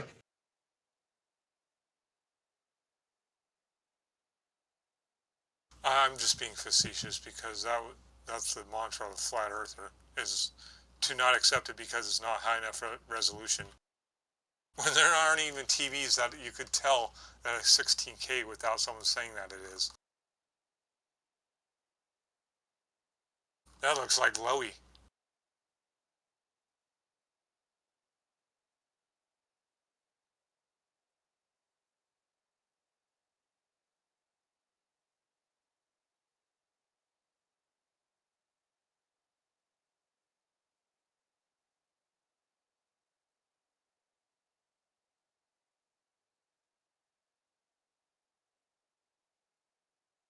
Are we silent or did I lose? No, Are we silent? Oh, everybody went quiet. okay.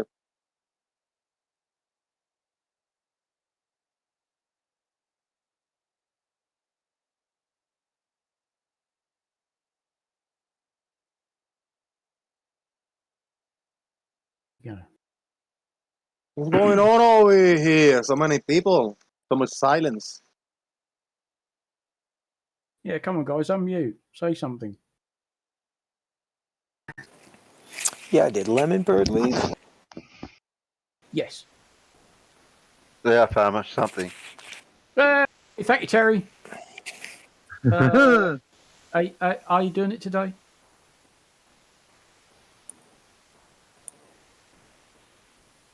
Okay. Okay, how about say something else? Something else. Thank you. Say, I am. I just wanted to. Oh, Go on. I'm being silly. I'm sorry. I just wanted to raise Lemon Bird's intellectually dishonest argument when he claims faith as used by a person of faith and faith as used in people in science and medicine are two completely different terms. Mm-hmm. You know, historically, science and medicine, faith in a medicine or science is based on a historical track record, facts, and evidence, whereas faith in a religion is absolute blind faith. Yes. Yes. And the two are not. The two are, and the attempt is disingenuous and dishonest because it's attempting to lower the standard for science as though, well, it's the same thing. It's not the same thing. You're absolutely right. When we're talking about faith in science and things like that, that's the definition of faith, that is trust and confidence. Religious faith isn't that at all. It's based on conviction, not proof. It's based on a belief. Religious faith doesn't operate on proof, because as soon as you have proof of something, bingo, your religious faith is gone. That entire thing is just based on an unfounded belief with no proof.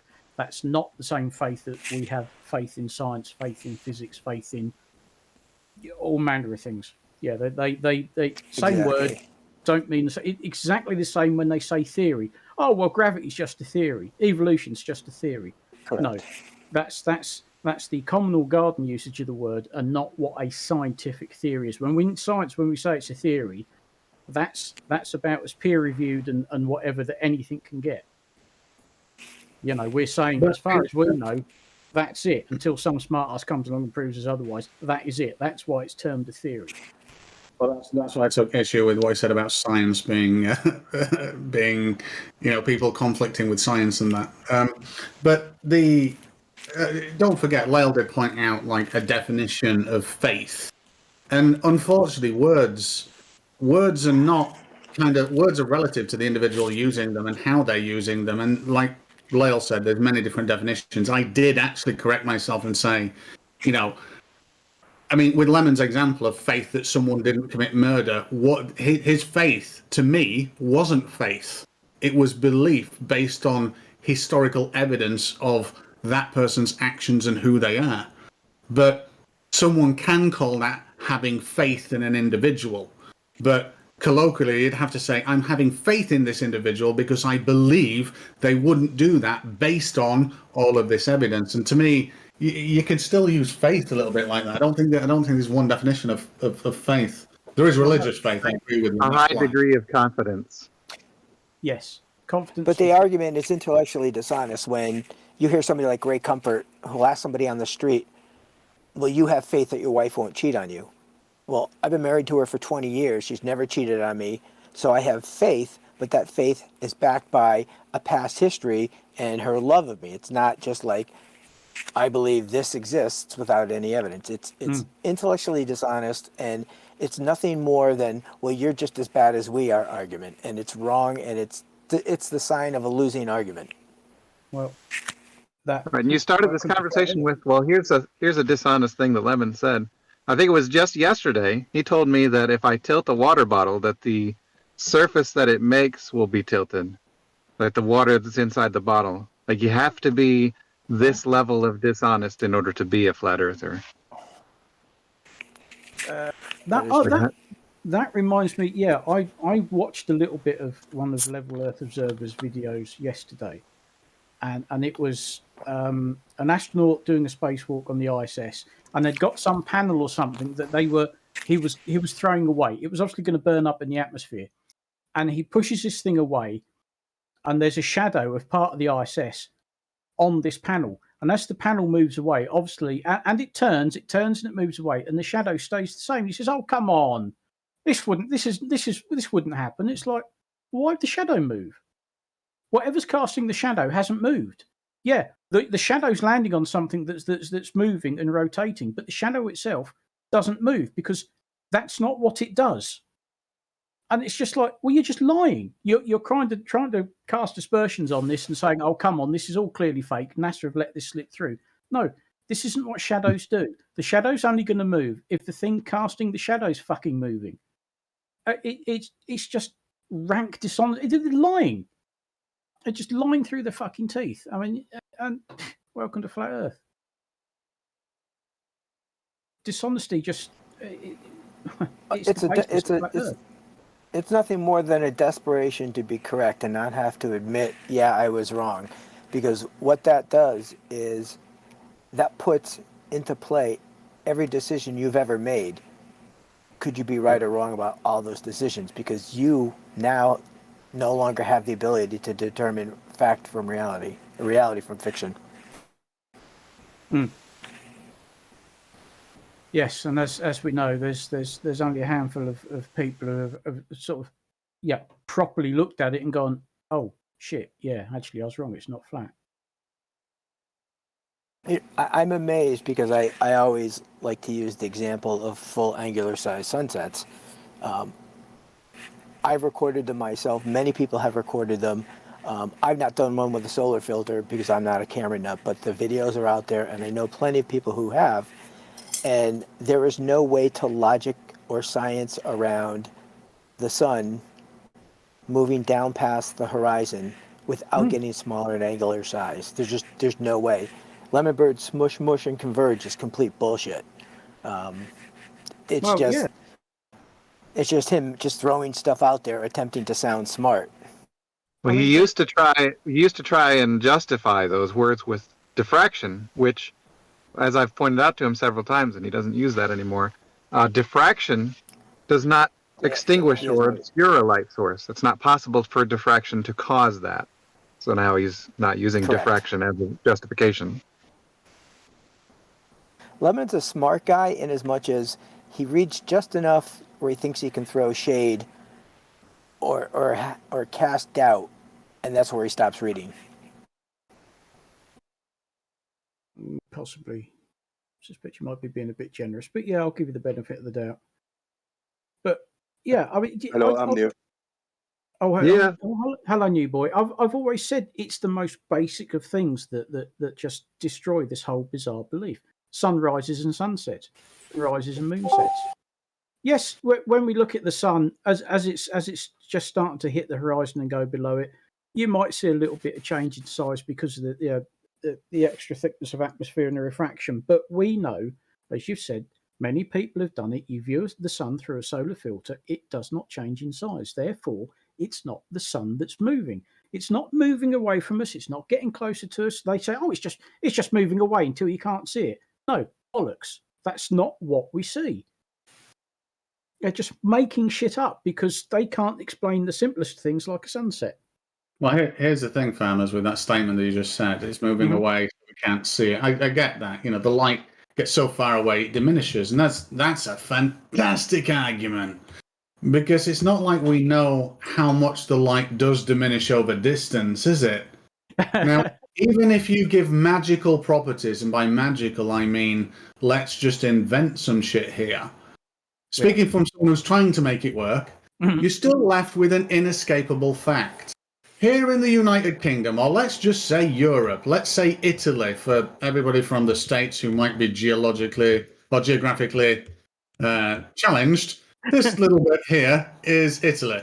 In fact, I'll tell you what, Menorca here, because it's Mallorca, the big one, the middle one here.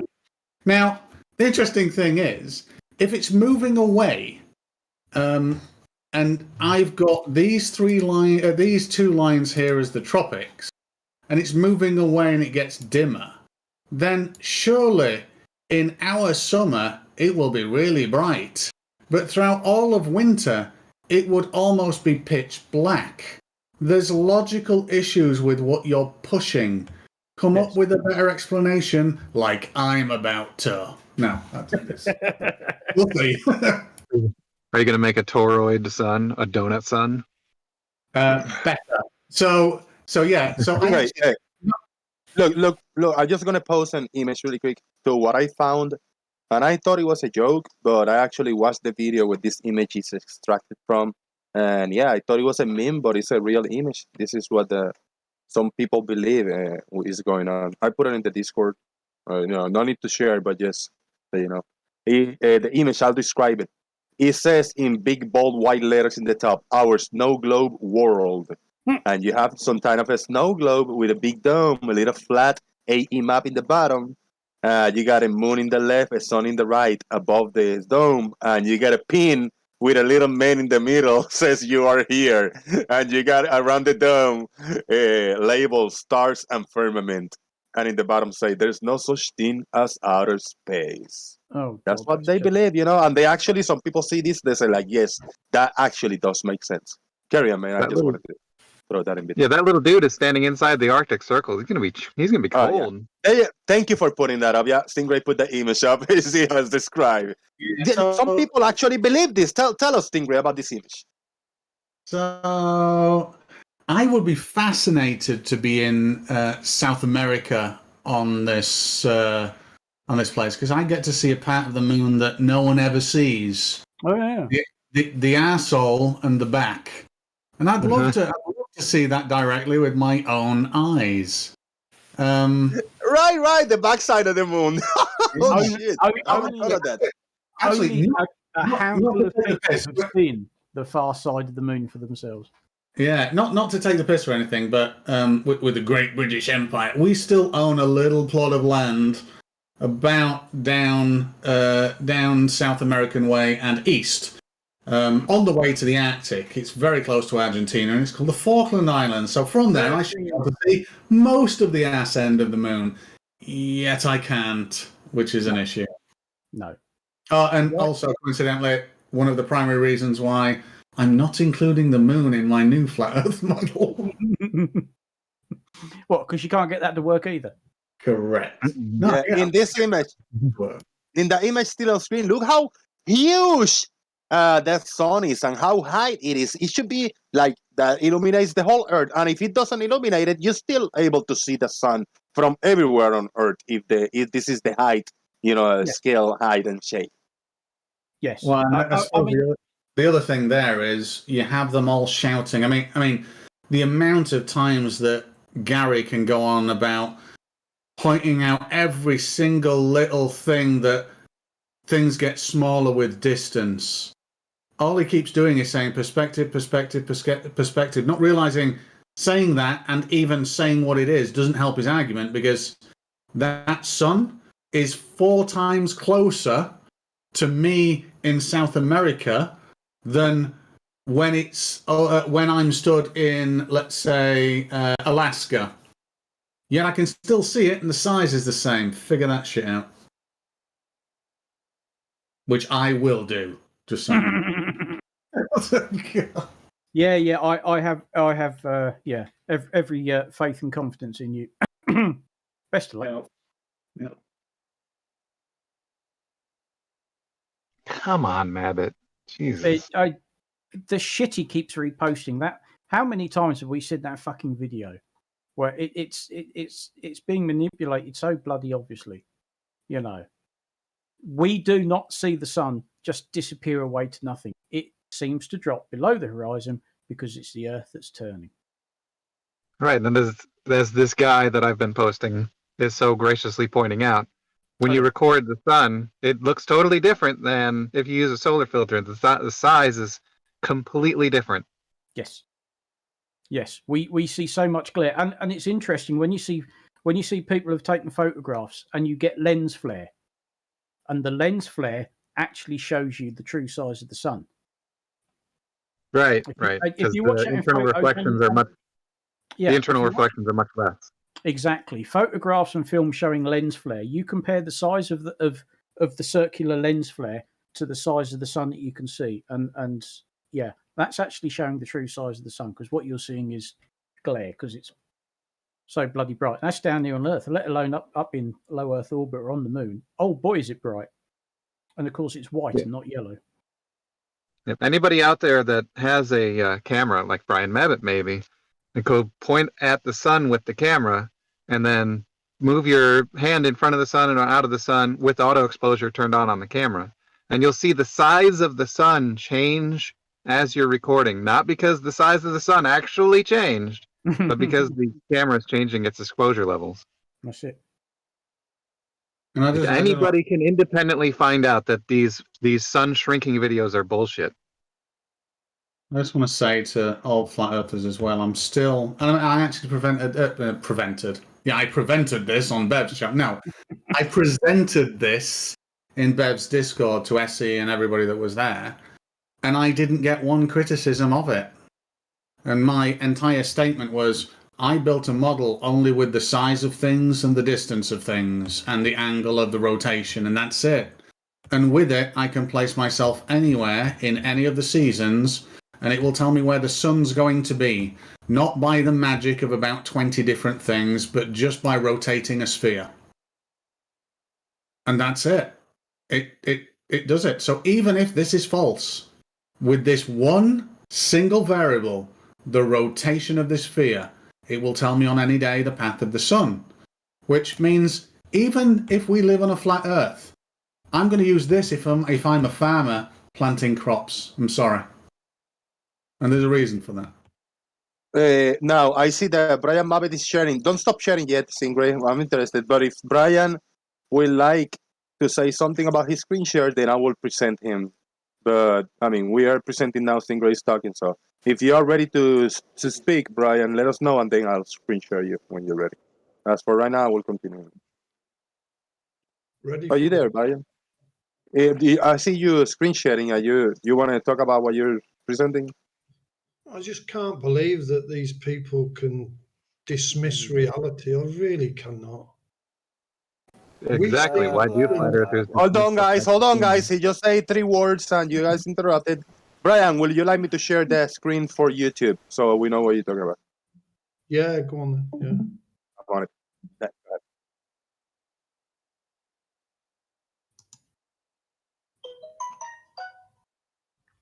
Hello. We witness this every day of the week, yet you deny it. No, you don't. Brian, did you have any? Is absolute mind control. You have been mind controlled because it doesn't fit your narrative. You have to. Did you have any thoughts on what I mentioned earlier about how you can take a camera yourself and put the sun, like point at the sun and put your hand in front of the sun and take it away with auto exposure turned on, and the size of the sun changes? So that's your camera. You're altering the lens or your capture device in your camera by changing the light settings. Yeah, auto exposure. That doesn't So what happens when mean the sun doesn't get smaller. That means you've altered your capture device. No, it does it on its own. Is, I didn't alter anything. It goes away, it gets smaller. End of story. But as we can point out to ourselves, if the size of the sun is not shrinking just because our hand is moving, then it must not be just the size of the sun that's going on. It must also be something else. It's called exposure, Brian. You have altered what your camera is seeing by putting your hand in front of it. You're altering the light settings. You are altering everything. Right. So when you record a sunset, like that person did, the video that you're watching, and you fix the exposure setting to one setting so that it's not on auto exposure anymore, you get the same effect, not because the sun is shrinking, but because the exposure setting was too high to start with, and then the glare was reduced as it was setting. In your ludicrous assumption, when we're watching the sunset, we are falling backwards up to 1,000 miles an hour. Not falling. No. The sun would go deeper and deeper into our thickest part of our atmosphere, which acts as a magnifying lens, doesn't it? Right on point there. Falling back over 1,000 miles per hour. How about that, huh? Yeah, you are. he's right. That is what you have to believe if you are watching a sunset. Love it. I love it. The sun allegedly isn't moving. You are moving. Huh? How about now, huh? Brian just told you, guys. Yes, except falling backwards is the wrong terminology, because gravity vector is towards the center of the Earth. You are falling backwards away from the sun at up to 1,000 miles an hour. No.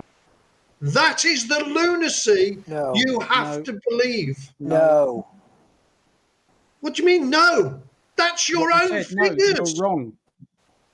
No, I'm not wrong. Yes, you are. Angular velocity is? Right, let's just go through this again and again and again.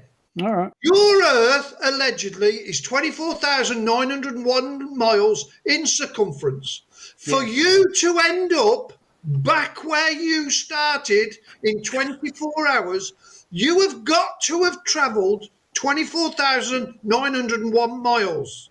To do that in 24 hours, you have got to be doing over 1,000 miles an hour. Only on the equator. Your own figures. At the equator. It is only on the equator. Fucking ridiculous. But it's 15 degrees an hour. Boom! There you go. Brian just told you guys. I've got a question for Brian. 1,000 miles an hour in relation to what? To not moving. Oh, shit. Oh, Okay. shit, Brian. Can you put this Not on moving. Being stationary. Yeah. So what are you using to judge that 1,000 miles an hour then? Right. You're stood on a particular spot on Earth. For you to end up back in that same position, you have got to have travelled 24,901 miles in 24 hours. Now, this doesn't take much fucking mathematics to divide 24,901 by 24, and you must travel 1,000 miles plus per hour to get back where you started. Brian, if I walk outside, inside my garden, I stand in the middle, and I stand there for 24 hours, I guarantee you the thing that I will not say that I've done is travel. I've stayed in that location relative to Earth. When you say I'm moving 1,000 miles an hour in our model, in reference to what? What do you mean in reference to what? That is your ridiculous model that we are turning. No, my model is I'm still in the middle of my garden. Your garden's turning and this with is why you don't understand it. Fucking idiot. Oh, my garden's moving with If me, you is it? stand in a room So, and turn course it a is. full circle over yeah, okay, 24 brilliant. hours, So in my model, the garden's moving with me. So if I'm traveling 1,000 miles an hour with my garden, what are we traveling in reference to? It's a rotation. derp. It's a rotation. You Brilliant. So I'm rotating in are relation to rotating what? at 15 degrees per hour. To do 360 degrees rotation in 24 hours, you have got to be doing 15 degrees an hour. Yeah, that's 1 slow, isn't it? degree on this earth is 69.7 miles. 15 degrees times 69.7 miles is over 1,000 miles in 1 hour. Ever so easy. Your own Okay. figures. I've got a question for you. Deny them. Why Yeah, do you deny your own fucking mathematics? No, that's brilliant. What your engine when it's running on a block and stood still and you're revving it, your RPMs and stuff is going up and down at about 300 miles an hour, right? Your RPMs are going up and down. Yeah, at 300 miles an hour, right? Start again. So let's say I've got an engine. I've got it on idle, and I'm going to rev it to the maximum RPM it can do.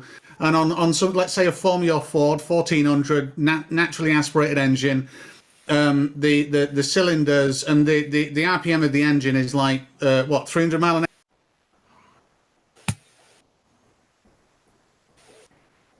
If we measured the circumference of the flywheel, now we've been through this, and I went and got a flywheel and measured it and done a rough calculation as to how far that surface would have to travel. Mm-hmm. The surface of the flywheel, we live on the surface. It is rotating. Mm-hmm. Now you can call it degrees or you can call it fucking miles an hour. It doesn't matter. Degrees, because degree we deal with degrees in revolutions, don't we, Brian? Revolutions. I got an audio issue. We got an audio issue. J-Mac, you must mute.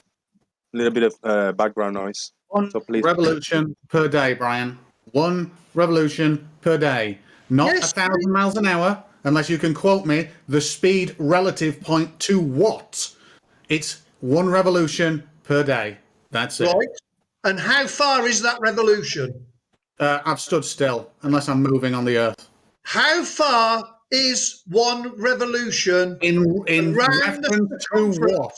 Of your diameter that you're in going reference to what? In relevance to the fucking size of the Earth. If I'm stood on the Earth, 0. If I don't move, 0. If I stand there for all eternity, 0. So are you saying nothing's moving?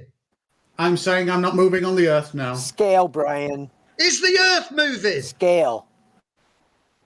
If I'm with it, why do I care? Much like a train or an aircraft, it doesn't matter to me. Is the fucking Earth moving? Do you think it's moving? Is your Earth moving? I don't know. You and your back garden on it. Is that moving? Or all not? of it, yeah, much like a train or an aircraft. Yes. Right, so it is moving. Okay, we've established that, and we've established how far it moves in 1 hour. 15 no, we haven't. 15 degrees of movement. Is that correct? It moves a lot further than that, Brian. Oh, how far would you say then? I don't know. Have you done the calculations? Get back to me with the calculations. We'll work it out. 15 degrees an hour with a circumference of 24,901 miles, like you tell us. Yeah, but are we on about in reference to the sun or the background radiation or the Milky Way galaxy? Because we've also got orbital eccentricity to have in there as well. You can come up with all the fucking bullshit you like. The facts are the surface you live on is allegedly fucking turning at 15 degrees per hour. That I agree with. Right. Your circumference is 24,901 miles, stated in every fucking textbook on how large the Earth's circumference is, isn't it? I actually don't know that it is in everyone, but I'm just going to assume for this argument that it is, yes. 15 degrees. So we divide 360 degrees and we come up with 69.7 miles per degree. Agreed? If we're going to walk a degree on the Earth, yes. If we walk it, yes. So let's just call it 70 miles. So if you're doing 15 degrees in 1 hour and there is I'm stood still. Wait a minute. I'm still stood still, Brian. Per degree. I'm still stood still, Brian, unless you tell me to walk somewhere. I'm walking 1 degree. Driving? What am I doing? You, in relationship to the Earth turning, you are turning with it. No, I'm turning with the Earth, so I'm not moving. Okay, so but you want me to move 1 degree, right?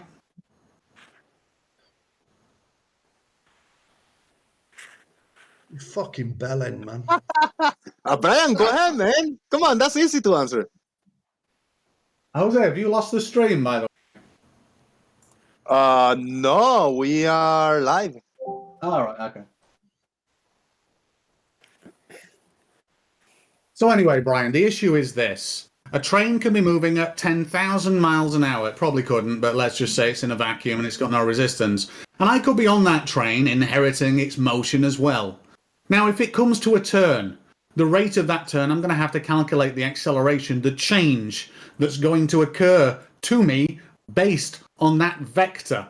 And I can do that. And I will feel that acceleration, but I will not feel constant motion. Now, if you think we feel acceleration that's 1,000 miles an hour, there's something wrong, because it ain't 1,000 miles an hour, because that would be an increasing number.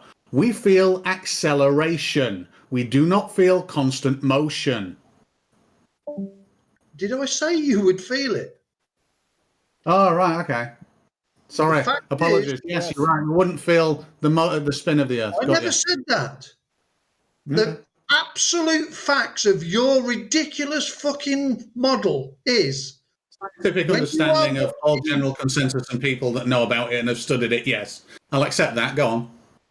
When you are watching the sunset, you and the Earth you are stood upon is falling backwards at up to 1,000 miles an hour plus. No. Fact. Absolute fact. No. So falling, so here's an interesting thing about falling, using terms relative to something, yet you've not mentioned once what any of this is relative to.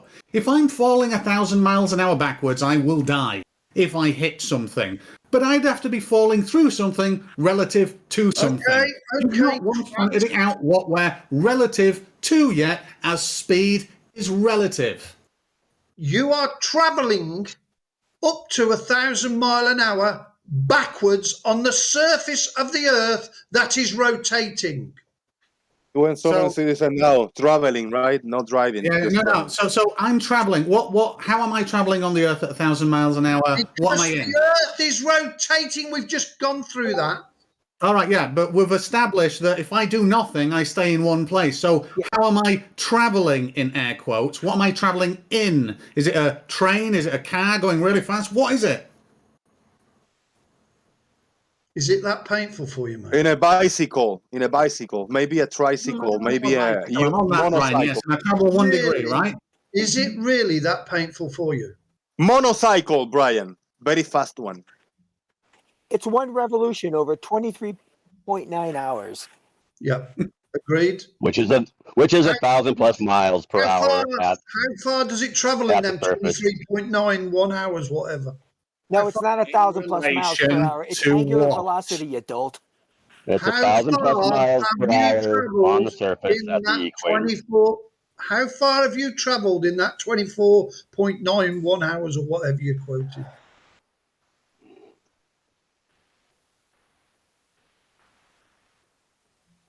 You don't know. Well, no. Unless you tell me, unless I'm moving, unless I'm in a vehicle, unless you tell me to walk, I haven't travelled anywhere. Unless you're telling me what I'm travelling in reference to. If you're attached to the ground, you're still turning if your ball is turning. You would be turning at that surface point at 1,000+ miles per hour if you're at the equator. Measure turn by speed. You're using semantics to avoid the problem you have. You got a huge problem here. Brian is right. Brian's right. No problem. Why not? So really quickly. Yeah, that's why you guys like to use degrees, because it sounds small. It sounds small. We only moved 15 degrees. We only rotated once in 24 hours. You guys use those kind of terms because you know it sounds small and like nothing at all. But you know you can't say at the surface 1,000+ miles per hour because that's extremely fast, and that's what it would have to be at the surface. Whenever you're done with your preaching, I've got a question for you. So no preaching. That's the truth. You got if that's your model, that's what you're doing. You avoid it with semantics. Okay, and you can't actually answer the problem. We were doing good. We were doing the talk and let talk thing, Gary. Let's not fuck it up. Yeah, Gary. So I've got a question for Gary. Do you know the difference between a qualifying statement and quantification? Yes or no? I know that if you are rotating once every 24 hours on an Earth with a circumference of 24,901 miles, you will be traveling at over 1,000+ miles per hour at the equator. You can't avoid it by saying only 15 degrees an hour or only once per day. That's semantics. You guys can't answer the question properly because you know you got a problem with it. Wait, hold on. Terry, sorry. Let me ask again using exactly the same word. It's devastating. It's devastating. Let me add something to this. You tried to use the car engine before, Dean. Like on a flywheel of a car, it's attached to the engine. Now, do you measure the engine's rotational velocity in RPMs or miles per hour? RPMs. Right. Well, there you go. There's the rotation of the Earth. Yeah. So very important. How many revolutions? If you were going to put it in RPMs, what would you say it is? One RPD. But anyway. And how many miles? And how many miles per hour does that equate to? You don't measure it in miles. You don't measure your engine in miles per hour. Absolutely, you can. How many miles per hour would that surface have to rotate on the surface to equal that? They answer you. You don't mention it that way, Gary. So let's hear what he has. Gary, I wasn't done. He answered your question not the way you wanted it. So now you must allow him to speak, and Terry, and then you can rebut whatever they're going to say. You cannot continue spitballing the way you're doing. Stingray and then Terry. Yeah, Gary, I've got a really simple question for you. So I'll just go on about it. So a qualifying statement is something like this. You can't be doing 1,000 miles an hour at the equator. So that by itself is a blind faith, non-educated statement.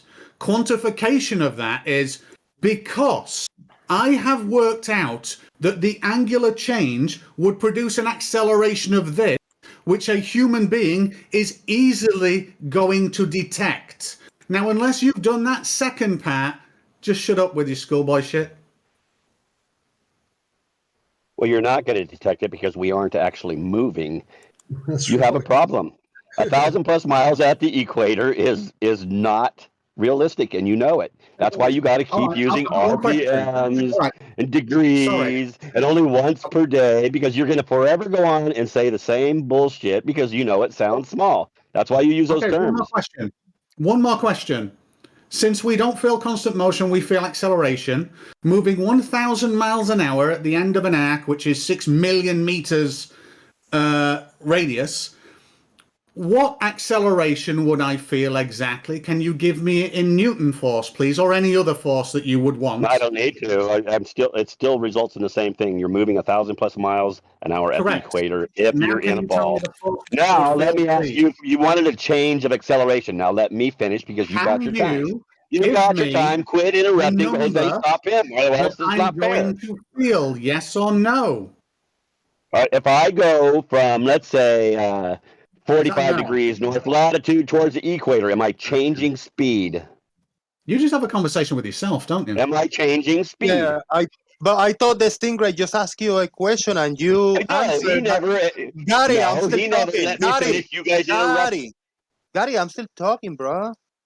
Yeah, I thought I heard Stingray asking you a question and then you went on a tangent asking him a question. Why don't you maybe answer his question and then ask your question?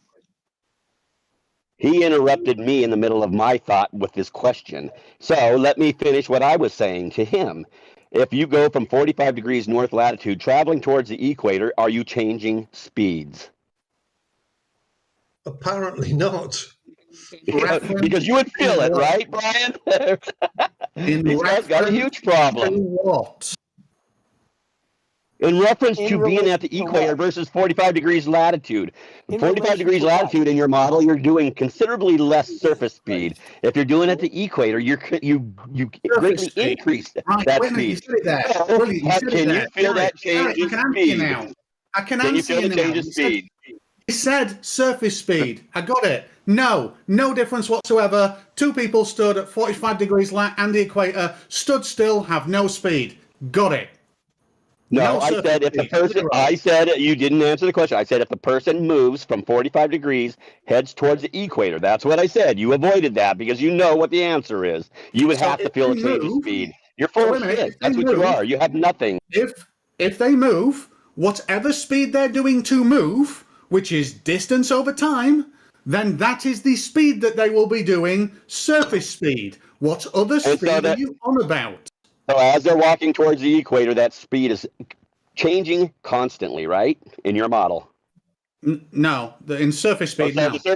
So the surface speed isn't changing if you walk from 45 degrees and head towards the equator. Across the surface, the relative to the surface, no. It goes from being 600 or 700 miles per hour at surface speed to 1,000 miles per hour at surface speed, but you can't feel the difference. It's an acceleration. Surface speed, as in the speed of which you're traveling across the surface? No. Yeah, well, you are right. You wouldn't feel it because it's not doing it. It's not spinning at all. So here's the thing, Gary. There's actually you couldn't answer the question. You know the answer. You wouldn't answer it properly. No. There would be a change of speed, and now you're avoiding that because you were thinking a change of speed was something you were going to get me on, but it actually gets you. Okay, brilliant. Now, answer this, Gary, because I actually know of one study that actually that does this. One study went out and thought, would we feel the motion of the Earth? And they took a sample of 100 people, and some of them were sick as well. They weren't quite well, so that they had a spectrum of sensory input.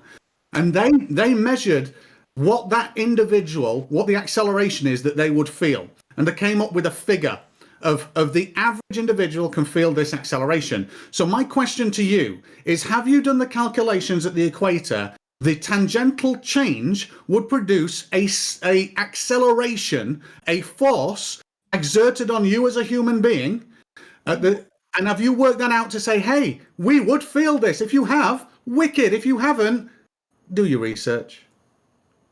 Yes, we will. You would have to feel the change of acceleration. Not only that, you would have to feel the change of acceleration of the Earth orbiting the Sun because it's an elliptical orbit, which means you would have centrifugal force. We don't feel anything because it's not. Okay, we don't feel anything. Brilliant. I agree with you. I promise I agree with you. Now, give me the figures that show that we should. Go. I don't have to give any figures because we won't. We're not moving. It's obvious to everybody who actually has a brain, rather than some guy who thinks he's smart and isn't actually smart at all. You're the same person who told me it's mathematically impossible for things to become unresolvable bottom first. And I proved it. I actually got a question, Stingray, for Brian and Gary, for whoever would like to answer this. John Rapp, he asked the question a few different ways, but I'll read this one. John Rapp says, what specifically is still? So what is specifically still that we haven't measured yet? That we are measuring? Rephrase. What specifically is still that we are measuring against? So you must have a frame of reference that you know is still, and we are measuring against that. What is that still thing that you are measuring against? Go ahead. We're not measuring anything against any. It's what you tell us it is doing. You being heliocentrists. That's right. It's not us. We're not claiming. So nothing is still. So nothing is still. Then, thank you. The Earth is still. The sky moves. The stars move. The sun moves. The moon moves. So how do you know the Earth still? What are you measuring the Earth against? that you know is still. Well, As a frame of reference. Let's go back to the same old thing. The path of stars across the sky. They never vary. They never change. The same path every night. I was sitting in my backyard, nice clear night. There, Ryan is coming across the sky. The same place it's been doing for years and years and years and years and years. How do you know it's not moving? It would have How to do you know move that? in a different part, a little bit each day. Gary, if do you we're study orbiting the the sun at an average of yes, I watch the stars all the time. I sit in my backyard all the time at night, many times. Really? Are you an astronomer? I don't have to be. I can see where the star paths over the course of 1,000 years. Yes, it comes. Do you know they are charted? Have you? Do you know they have moved? Oh, do you have all the paperwork? Do you have all the records that show all this stuff? Can you show them to Do me? you know that the Polaris star? Wait. Where's these records that you claim you have? Where's these records you claim you have? Oh, I've heard your little story. The Polaris has not moved at all. In 4,000 years. That's what you say. Show me the proof. Where do you got the records? You got these records available? Yes, we have. Or is that just a claim? Name a star. Yes. Name a star. You name any records we have for past 500 years. Gary, Polaris. It's right there. There's a little tiny circle every night. Let's do Bernard's star. Where's all your proof that you claim? You claim Polaris has moved, but you have zero proof. Gary, name a Polaris star. has moved, and in 4,000 years, it will no longer be our North Star. And you have zero proof of that. You have zero proof it's ever we changed. do. Name a star, Gary. Name I just did. a star. Polaris is a star. Polaris is a star. Polaris. That's it. Hasn't moved. Jose, I'll mute everybody in a minute so people are not over talking. Oh, I'm telling you, man, it's a tricky one. Do you know what, Terry? You know what, Terry? But I am about to wrap it up. So what I'm going to do is I'm just gonna let it be a shit show for a few minutes, and then stop everybody on the tracks, and then do final thoughts. So how about 10 minutes of a shit show? I guess. Hey, even star trails prove that the Earth isn't moving around the sun. You would have to have a secondary motion in those star trails, and it's just not there. Well, why are your star trails going the wrong way? They're not going the wrong way. They're going the proper way. You guys are looking at a 2D image making your star trails that's trying to represent three-dimensional depth. Yes, you are. That's why your star trails, even with Doctor or whatever is Phil, he recently posted his star trails, and even from the equator, it's vertical, straight up and down. His star trails, his round, perfectly vertical star trail. And it's like, that's not possible. You don't see that in reality. That's a two-dimensional picture. You cannot represent three-dimensional depth and all that kind of stuff on a 2D picture. It's not possible. That's why you guys get fooled. We have no idea what Video is a picture. Have you seen the stars? stars? Doesn't exist. Parallax will have the thing closer changing more rapidly than the thing far behind it. Gaz, have you seen the star trails from the ISS? They seem to forget that the thing's doing 17,500 miles round a corner when they do these fucking things. Going round a corner, you. I know, wasn't that convenient, Brian? Everything's convenient for these guys. That was an orbit going around a corner. It's almost hilarious. Take a picture. Is orbiting not going round in a circle then? He's going round in a circle, going round a corner. Yes. Then he should have so much parallax on that. That's ridiculous. Robert Bands proof. Robert Bands proof. God, between the two of you haven't got an IQ. You're so fucking thick. All hell, Robert Bands. Another statement by Gary there was brilliant. We supposedly move about an average of 1 degree around the sun every day, but there's no change in the star path across the sky. There's no motion for it in a star trail. I mean, your whole thing is just full of crap. You claim you have a model, but your model has been weighed in the balances and found lacking. All right, 2 questions. Fuck, you're a liar. Hey, Blue, do we see a change in where you see Polaris just by simply moving north or south? I don't see Polaris if I move. I see a change when I move north. Can you answer the question? Yeah, I do. So if I move north or south, I see a change in relation to the horizon, right? Absolutely do. I see a change. So if I'm attached to the Earth and the Earth moves 186 million miles to the other side of the sun, should I see a change? No. Polaris? No, of course not. Why would you? But I can move I 400. can move 69 miles north or south, and it changes. But I can move 186 because million you're miles moving to on the a other side freaking of globe, the sun, Gary. and no change. You're moving No, on a it only freaking works on a globe. flat Earth. That's why. You No, guys have a because the major change north to major south has puzzle. nothing to do with distance, Gary. Oh, the change doesn't have any. It has to do with where you are, right? If you move north or south, it changes. If you're sitting on the Earth, you're attached to it, right? That Earth moves. That's no different than you moving. The Earth moves 186 million miles, and you have Quiet, no child. change. You be You got quiet. so much to learn. When you're on the hub, No, I'm actually right. The You have reason it no lowers change, is no because the parallax, angle you. nothing. The reason it lowers is because the angle you're viewing it at changes on a globe Earth. And so the angle doesn't The change when you change, move the change to the 186 distance would million be miles. a Why would it would be a be micro that? arc second, if Why not a would it milli-arc second at most. It won't even come close to being at the same point. Why would it change? Because you're moving. Is that what you're saying? The amount it changes No. is always dependent on the distance. So is it changing because you're moving? No. It's not. No. It's because your angle to the Earth. You're on a globe, Brian. Not because you moved. Why does the angle change then?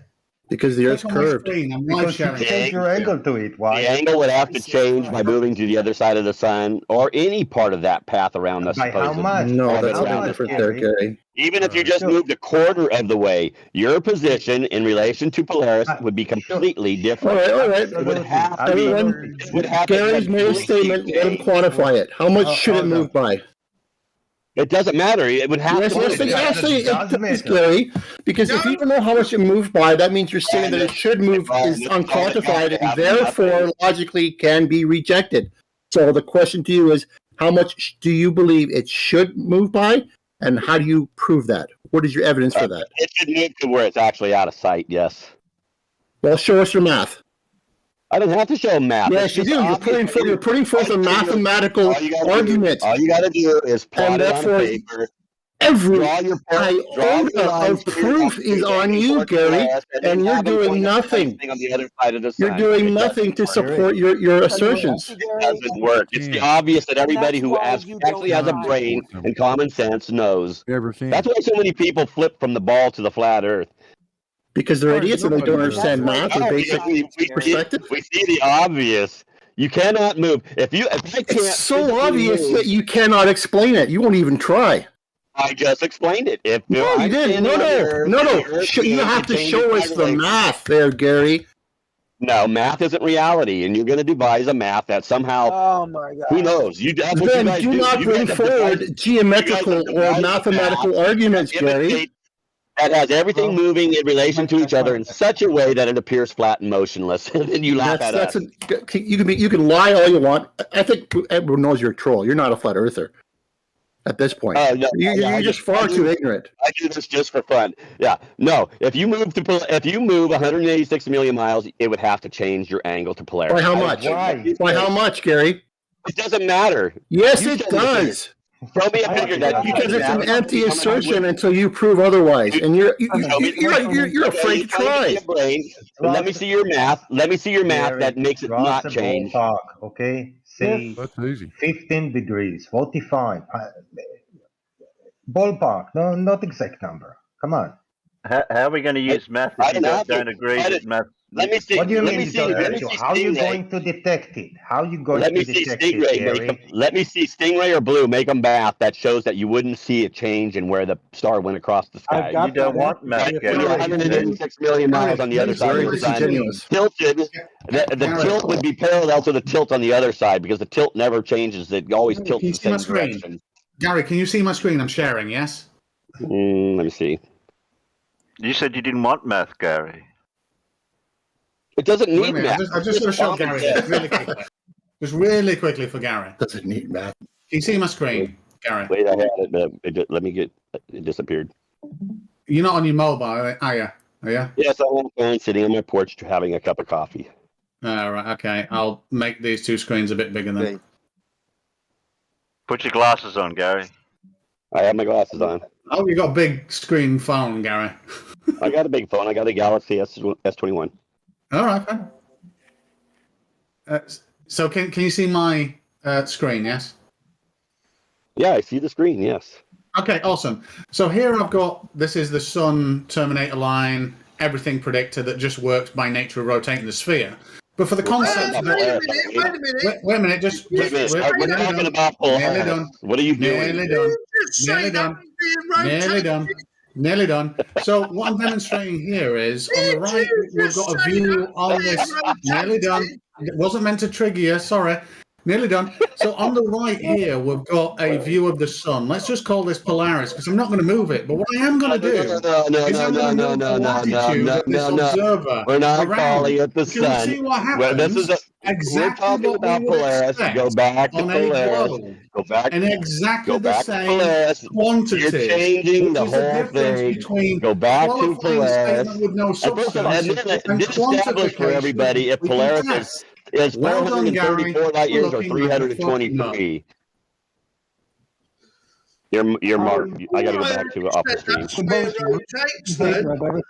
I can't hear Gary, do you want anybody. I it can from hear do you want robot. it viewed from a certain perspective? I got to so you can disconnect and come understand what back. you're seeing. Don't bother. I mean, I did a quick calculation on Polaris, and if it moved 1 light year horizontally in our field of view, it would only move 0.02. It moved 0.2 degrees. In the entire distance that the humanity has traveled, supposedly around the galactic plane, that wouldn't be a light year yet. Gary ran as soon as his Stingray was showing something with the globe. Gary, you ran. No, I didn't run. It was roboting. So I clicked. Every time I click on the watch stream on my phone, it starts roboting. So I clicked. You need better. I clicked right back. I clicked right back on. No, I don't know if you guys could hear me during that whole thing, but here he's changing the whole thing, and now he's talking about the sun. He's not talking about Polaris. We're all talking about Polaris, how the angles of Polaris would have to change or not change, depending on if it's me or you talking. And he's using the sun, and he's using his model. Gary, all I did was say, "Hey, look, the sun's a big distance away." No, the sun isn't. The sun isn't Polaris. The sun isn't. Thank you for telling me that. The clue was in the name. Let's get your model. And let's get your model. Tell me Polaris, and then first and foremost, when we start that, let's decide if it's 323 or 434 light years. So I was showing you how. He's interrupting you. So I was showing you how that when the sun is directly above someone on the equator, and you start moving away from there, every degrees it goes down until you get to, oops, can't see it anymore. Exactly like Polaris. And all I'm saying is, this model here, and this is a weird thing, farming-wise. If I was a farmer, I'd use this model that I've got on screen right now, because it predicts the seasons, sun, sunrise, the path through the sky, the amount of daylight I'm going to get. And all I have to do is rotate a sphere. That's it. No magic, no massive explanations of things that I can't demonstrate, no elastic band magic at all. This just works by rotating the sphere. Amazing, huh? Okay, let me see your model do Polaris at either 434 or 323 light years, whichever one you want to pick. Well, I did it, Claire. And show that when we're 186 million miles on the other side of the sun, that it's still I'm talking, Chike. You interrupted. I was talking, and you. No, I was talking. I was answering him, and you interrupted. Nope, you interrupted. I was talking to him. I wasn't talking to you, and you interrupted. I wanted him. Let's let him show his model, and that's where you jumped in and said, "I made a model." So you interrupted. Let's establish that fact right now. You interrupted. Okay. So anyhow, I want to go back to him. I want to see his model. He could pick either one of those distances. I don't care because you guys don't seem to know which one it is. It depends on who you talk to at the time. Have him show that when the Earth orbits 186 million miles to the other side of the sun, that all the angles will still line up to Polaris. Yeah, so I did the math, and it will be. No, I'm not. I'm talking to Stingray. I want his answer. Gary, I'm talking. Let Stingray answer. Let Stingray answer. I was talking to Stingray. If you wish I was talking to Stingray.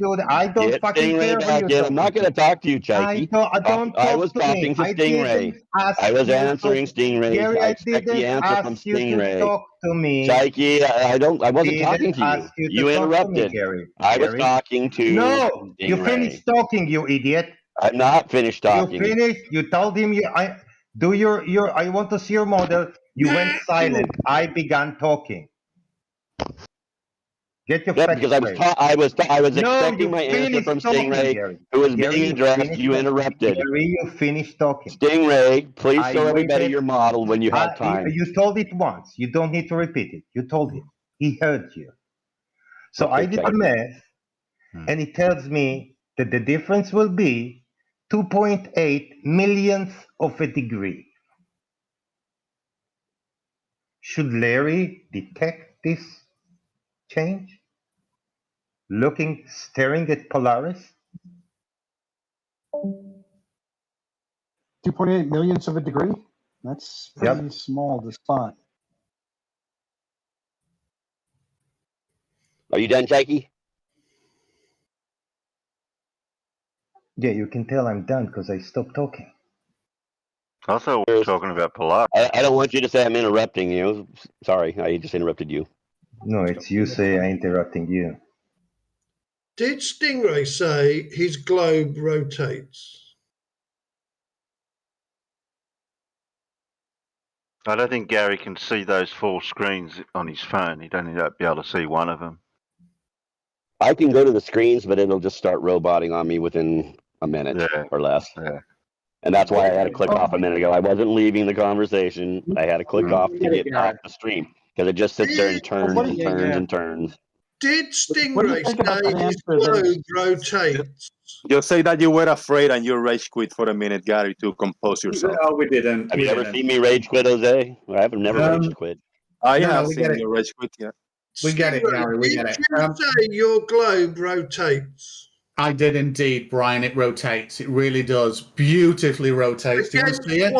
What's your reference frame there, sir? 3D space. 3D space. Yeah. Look at that.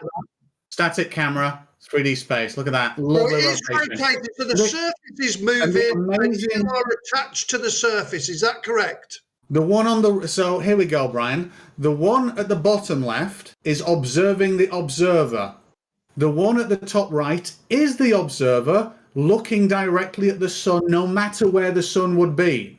The one at the top left is fixed in 3D space like I'm God. And the one at the two at the bottom right is to take the piss out of flat earthers because there's a camera at the top and the bottom and it shows opposing star trails. But let's not concentrate on that at the moment. The fact of the matter is this. Given the month, given a lat long, I can tell you the exact path of the sun through the damn sky, no matter where you are, in whatever month. Now, even if this is... Let me just finish this. Even if this is false, it's 100% accurate so far, so I'm going to use it. Absolute fucking genius. All you got to do is have a look outside and you'll get exactly the same fucking information. Did you say that the surface was rotating that you are stood upon?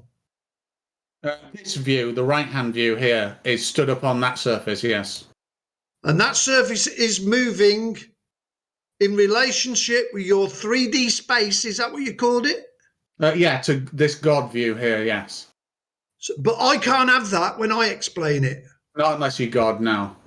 Oh, right. See what I mean? This truth is so painful for you. What? You're not God? That's not painful for me, trust me. Your heads have been filled with a complete load of nonsense. Doesn't matter what you're saying. I don't even believe in a God, and if I did, it certainly wouldn't be you. Brian, this is all based on the gathering evidences and then compiling them into this model and seeing if it works. It's a scientific method, if you want to put it that way. So here's the thing, Brian. I get what you're saying about, well, I could just look outside and see this. But the point is, I didn't look out inside and see this, and I didn't take historical data. The only thing I took was the size of things, the distance of things, of what current science and everybody that knows what they're on about tells me it is. I built it in here to test it. I now can make a prediction on this, given all of that data, and compare it to outside, and it never fails anywhere on the planet in predicting the Terminator line, or the path of the sun through the sky, or the star trail paths, or anything like that. It's amazing. I love it. Well done. So even you can even tell me where the sun is in the sky for me right this moment. Bloody can without do even as you well. being here. Bloody can do. Oh, I can't do an Australian accent at the moment. I will go back to my statement. Your Earth's surface that you've just agreed is moving. You are stood upon that surface, and if you are watching the sun go down, you are traveling backwards in free space, 3D space, at up to 1,000 miles an hour. Now, on the surface doing 0. But hey, Terry, look at this. This is the prediction. You jump from that, do you? Yeah, no. This observer, this right hand one. Right. This right hand. Dean's going to tell me where my sun is, and I'm going to tell him where it is or not. This by going outside to verify it.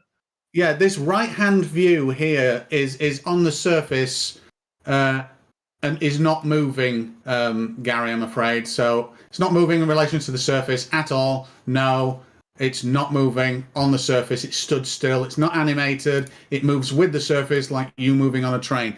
Terry, this is the path of the sun from sunrise. It will rise at, and these are 5-degree increments. So it'll rise 15, well, let's call it 16 degrees of southeast, and it will take this path through your sky, which is quite amazing. You should have... Well, it's 25 past 8 at the moment. Have you got a time thing on that? No, I don't put time. I just do rotation in relation to the sun. I can put time, but then I have to calculate time zones, offsets, GMT plus 1, time, all that bollocks. I just do rotation in relation to the sun. I can do, but I've been lazy. I can tell you how many degrees it is off the horizon. Would that be helpful? Well, I'm showing you the path right now that the sun is taking in your day. That's the path that it takes. Those little dots, though, that go up for what 5 degrees. 8 degrees? Right. Yeah, That's what 5 degrees. Yeah. And that's the path it'll take. And the sun isn't moving. Nothing's moving. All I'm doing is rotating the planet. Yep. No magic conspiracy. No smushing. No convergence. No rubber band magic. All I'm doing is rotating a ball. And it works. So the surface is rotating then? Well, it'd have to be going by other evidences that So we've if it's looked at. rotating, it's got a speed that it rotates at. Surface Don't speed. measure it in a speed. We've measured it in Yeah. revolutions. Oh, wait a minute. 1 revolution per day. 1 RPD. Yeah. 1,000 plus miles per hour at the equator.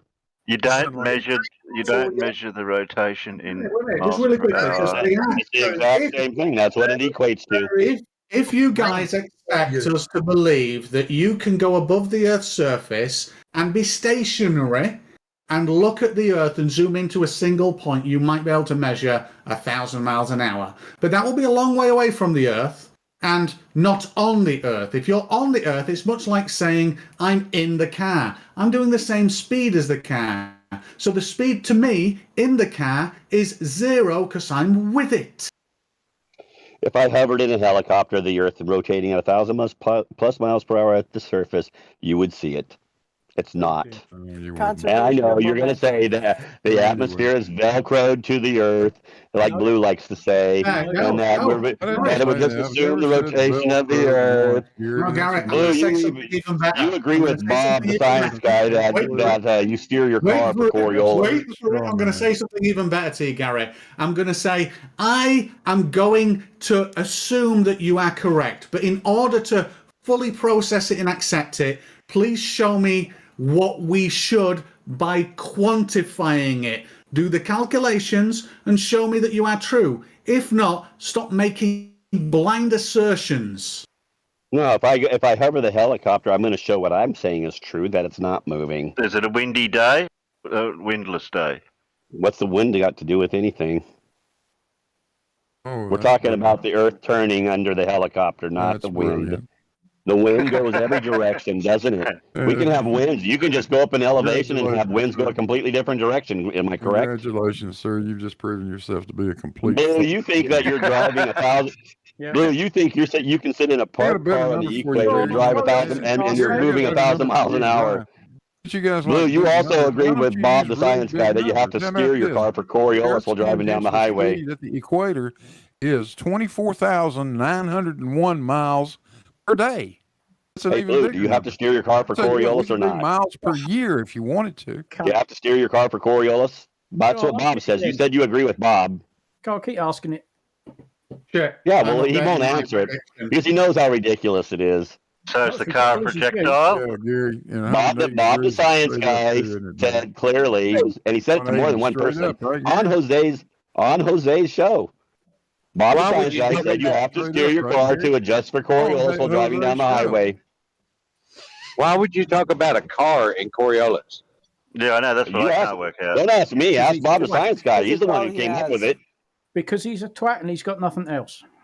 Bob, the science guy, is a twat. No, you are. Did he say it or not, Blue? Blue, did Bob, the science guy, That's say you why have to you're steer your digging car for this up again, Coriolis? because you've Now, got. don't lie, Blue, because I have it on video, Blue. I got I have it on my channel. something. 17 people over here. That means 15 because I got 2 on my accounts here. 15 people, but we are talking about people that are not in this call. Why don't we continue with the line that we were going on, talking to each other and about each other, the things on how Earth works, how Earth is flat, that nobody have ever presented anything. They just deny the globe and science denying all day long. Nobody say how Earth is flat or how actually the globe is not correct. Nobody have done that ever. But we got to talk about somebody that is not here, right? Go ahead. Jose's white knighting for Blue now. No, white knighting for Blue. Bob's He's got to say Bob's not, Blue. He's Bob's probably a not big here to contributor. defend himself, is he? Blue is, and they were both in the Bob's conversation. not here. Blue We is, are and he was in the here. conversation. 15 big shout out to the Stingray, Big Blue, Brian Mabbett, Colon, Farmer's Boy, Gary C, Gary Questionable, Left Bro Lane, Mars Mushrooms, Mojok Man, Mr. 42, Peter G, Steve Bro Reno, Terrestrial, and the other Merle are over here today, right now, on Discord, and we are going to talk to each other about each other here. Boom! No people from outside is going to be brought to the topic. You do that, and you'll be muted. Go ahead, carry on. I just want to know White knighting again. Garrett, Goodbye. Garrett, do you have any issue with me saying that the sunrise, sunset, path through the sky, seasonal changes, the Terminator line are all verifiable, and this model that I've built here, given the current scientific understanding of everybody that studies it, using no math but only survey data, angles and sizes of things, that it just works? And a circle Earth with the sun cycling in and out from tropic to tropic will give you all the same sun angles, give you the same seasons, will imitate what you call the tilt. Or your tilt imitates what we call the sun angles. Yes, it will. Yes, it will. Can we? So I've got a problem here, Gary. My problem is I'm You trying guys to devised a model to try to match and imitate what reality is, and then gave a bath to it. No. So wait a minute. The important thing here, Gary, is I didn't try and match reality. I said, reality, fuck off. Just give me the sizes, distances, and angles of things. I'll build it.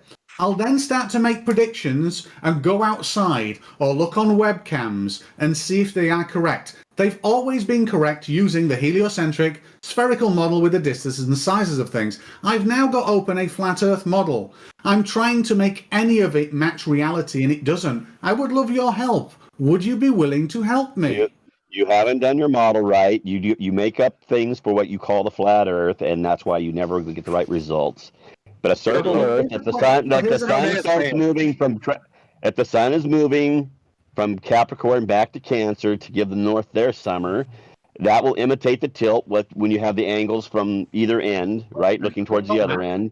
It's not a perfect circle every day because it's actually an elliptical type orbit because it's gradually closing in. That's why every day I can see the sun rise slightly more north on the east, travel at a higher angle in the sky, across the sky for longer because it's getting closer, and it will set just a little bit more north on the west every day because it's doing a spiral type elliptical orbit.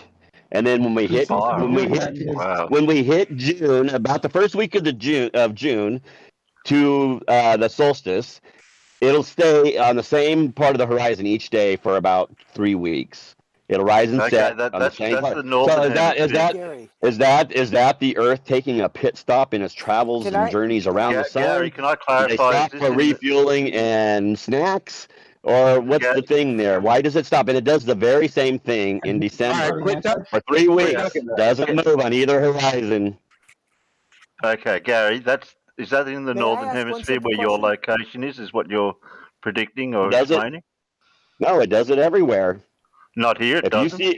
When you see the sun in the north near the solstice in June, So about you 3 said in weeks the before north. the solstice. I'm in the south, Gary, not in the north. If you look from the south, if you're looking towards the north, it's doing the same thing. It's moving a little day more each day, a little more north. I don't look to the north to see the sun. And then when it reaches that first week in June, it'll rise and set on the same point of your horizons, just like it does at the same point of my horizons, each day for 3 weeks. Yeah, but And then when it goes back and gets back to Capricorn, you'll watch on your horizon as it rises and sets each day for 3 weeks on the same point. And I can be in the north, and I will watch the same thing for 3 weeks. It'll rise and set at the same point. But at the same What time. are you using to measure that? Hold on. At the same time, yes. How do you measure that? It's within. Could you It's tell me within how a you minute. measured that, Gary? You can just go to night and day and night if you want. Gary, could you Go be time wrong? and date. What did you use? I'm not to wrong. measure? No. Gary, could you you go be to time wrong? and date. Go to time and date. Could you Look could at you the be sun wrong? angles for rise and set for 3 Gary. weeks in June, and tell me how much it changes.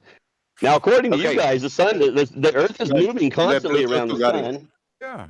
Now be quiet for a minute. Okay, I'll be quiet. Okay. Now, rebut that. I got to be more quiet. The baby's sleeping. Yeah, let Blue have a word out. He haven't spoken today. I gotta answer this. You guys can explain the northern hemisphere with Gary, but the southern hemisphere he's got a problem with. No, it's in June and in December. There will be 3 week periods where the sun rises and sets for everybody. You'll look at the same position on your horizons where it rises and sets. It'll stay the same for 3 straight weeks. Well, south of It'll do east that or twice a year. north of east? It can be on the north or the south. I can look at the sun when it's over Capricorn, close to the solstice, for 3 weeks. It'll rise and set at the same point on each horizon from where I'm looking. From where you are down there, you can also look at the same point on each horizon, and it will rise and set for 3 straight weeks at the same point. Yeah, south of east and south of west. Which isn't south of you, because it's over the Capricorn, which is south north of of you east. if you're south of Capricorn. South of east. South of east is south of the equator. Yeah, but what he's saying, East Gary, of and the what equator. happens on my flat map that I've got here, doing exactly what you're saying in words, is he sees a reality that is not predicted by this flat map. We all do.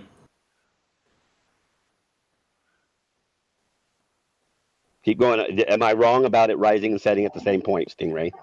Saturn, it never So in relation set to right. Terry, my sphere model has the sun rising south of east. So if he looks east, he can actually use a protractor and measure degrees more south than east at sunrise, which is impossible on a flat Earth, but entirely Stingray. predicted to the 1/2 degree accuracy on a sphere on that previous model that I showed you. Weird that, right? Does he live south of Capricorn? At a latitude Yep. south of Capricorn? Yes. Sure he does. Okay.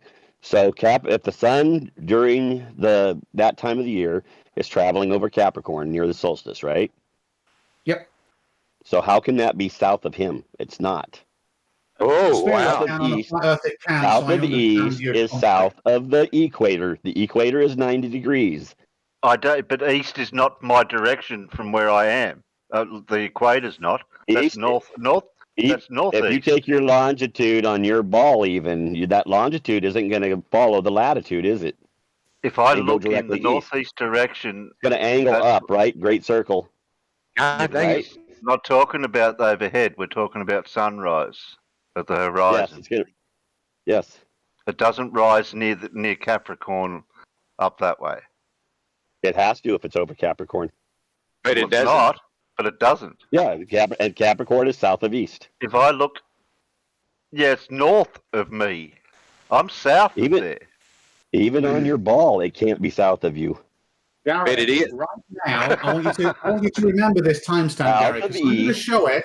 Garrett, just let East me is finish. not his Please. Just let latitude. me finish. His latitude. Please let me If he finish. follows his Please let me latitude finish. line, he's not going east. Please let me finish for everybody on YouTube. So right now, I'm showing a flat Earth with a lot of suns in all different positions, all over at different elevations between the tropics. They are rotating. Here we see where the sun is in relation to where Terry is. And on a flat Earth, you'll be looking at it through this red arrow. I gotta go help. My wife just see- asked me to come in and help her. I can't listen we anymore. I see, have to go. actually- I will continue this at another time. I don't mean to interrupt. She needs help. You better watch We this have a video, sick though, person in Gary. the house, You and we better got to take watch care it. of her baby. You better watch this video, Run, Gary. Gary, run. So this is the interesting issue for any flat earther. And believe it or not, I'm actually trying to solve this for you at the moment. So any input would be awesome. So I've got lots of suns, and we've got a red arrow looking at the closest sun. So the closest sun would present like this. These would be the angles as it goes through the day. We see that it never is south of east, whereas the most south of east is this white line where it would rise.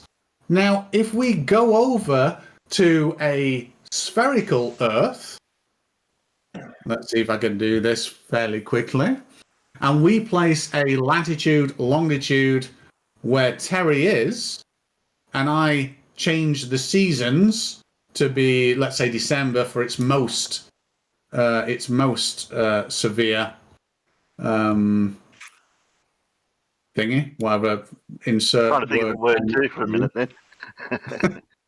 Wait a minute. Let's have a look at this. I'm going to eyeball where you are rather than. Oh my god, that was so close. Sydney's close enough. Yes and no, but I mean, I just eyeballed it by randomly moving this, and I almost got it. So I'm going to quickly just move you to the coast about here. And I'm guessing, I mean, unless I look at Google Maps, I'm going to say it's about there. Yeah, about there. That's close. Oh, that's too far up, but that'll do. That's Newcastle. Yeah. So on the right-hand side now, can you see that east? It's rising south of east. Wicked, that. Now, if I come up here and change this to be December rather than partway through January, let's say exactly on the new year, it's moving 5 degrees south of east. That's where it's rising and going up. That is impossible on a flat Earth, because that would mean the tropics don't exist. Well, you heard Gary agree with that, right? He said that can't happen, although it does happen. So So on the flat Earth, so just to recap for all the flat earthers, on the flat Earth, this can't happen, except this is Terry's reality.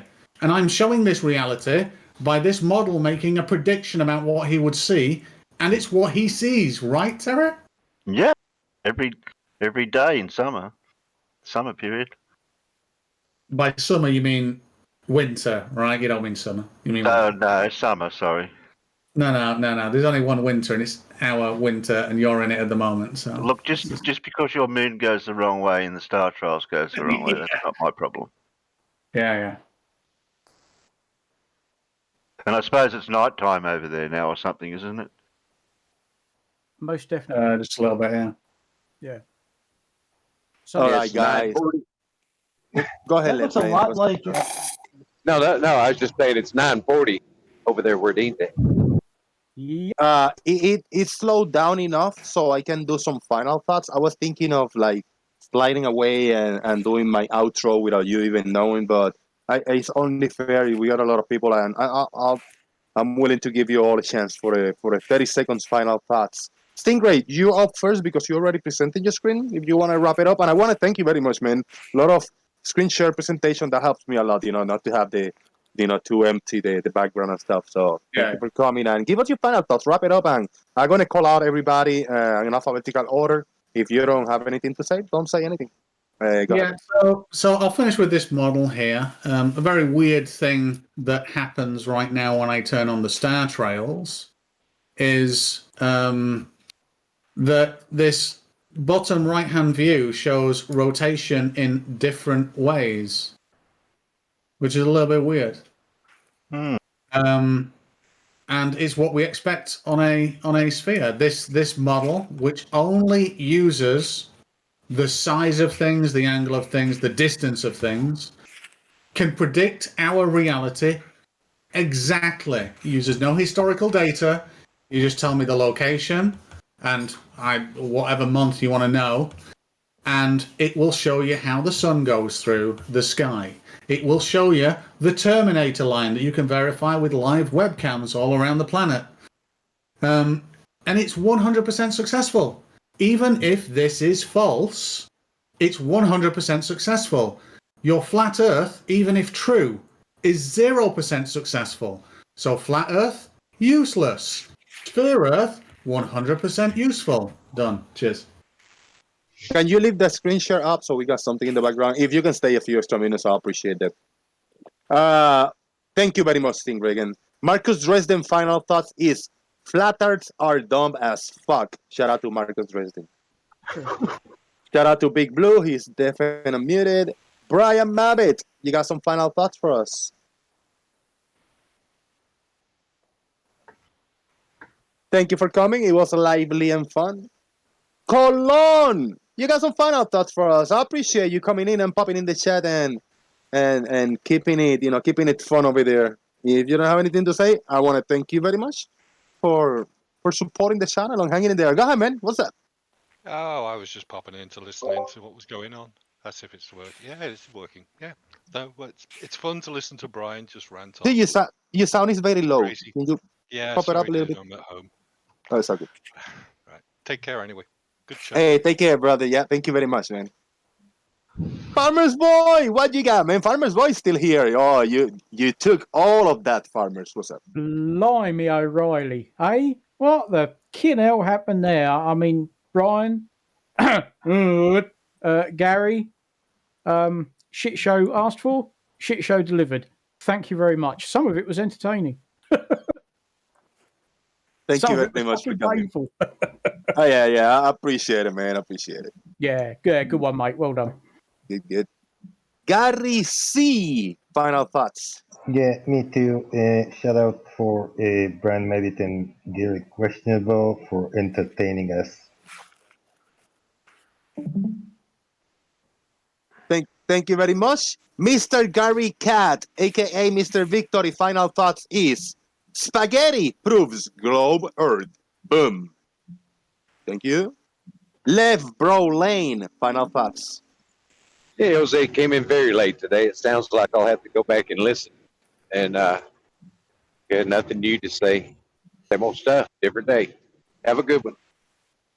Have a good one, you too. Stay safe out there. And yeah, it was a fun shit show today. At least second half, it was a good shit show. So good on you, man. Mars Mushrooms, final thoughts.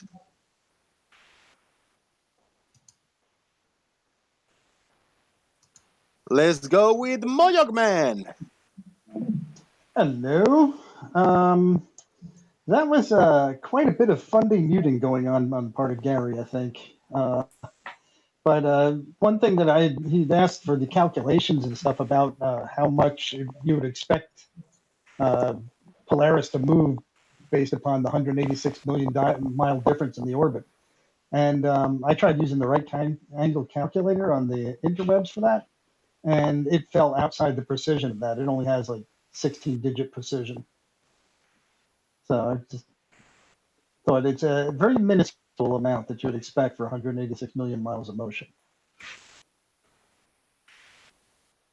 Boom. Thank you very much. Hold my beer. Mr. 42. Do you have some final thoughts for us? Go ahead, brother. What's up? Hello. I'll keep it short and simple. I came here to laugh at Gary, and he did not disappoint.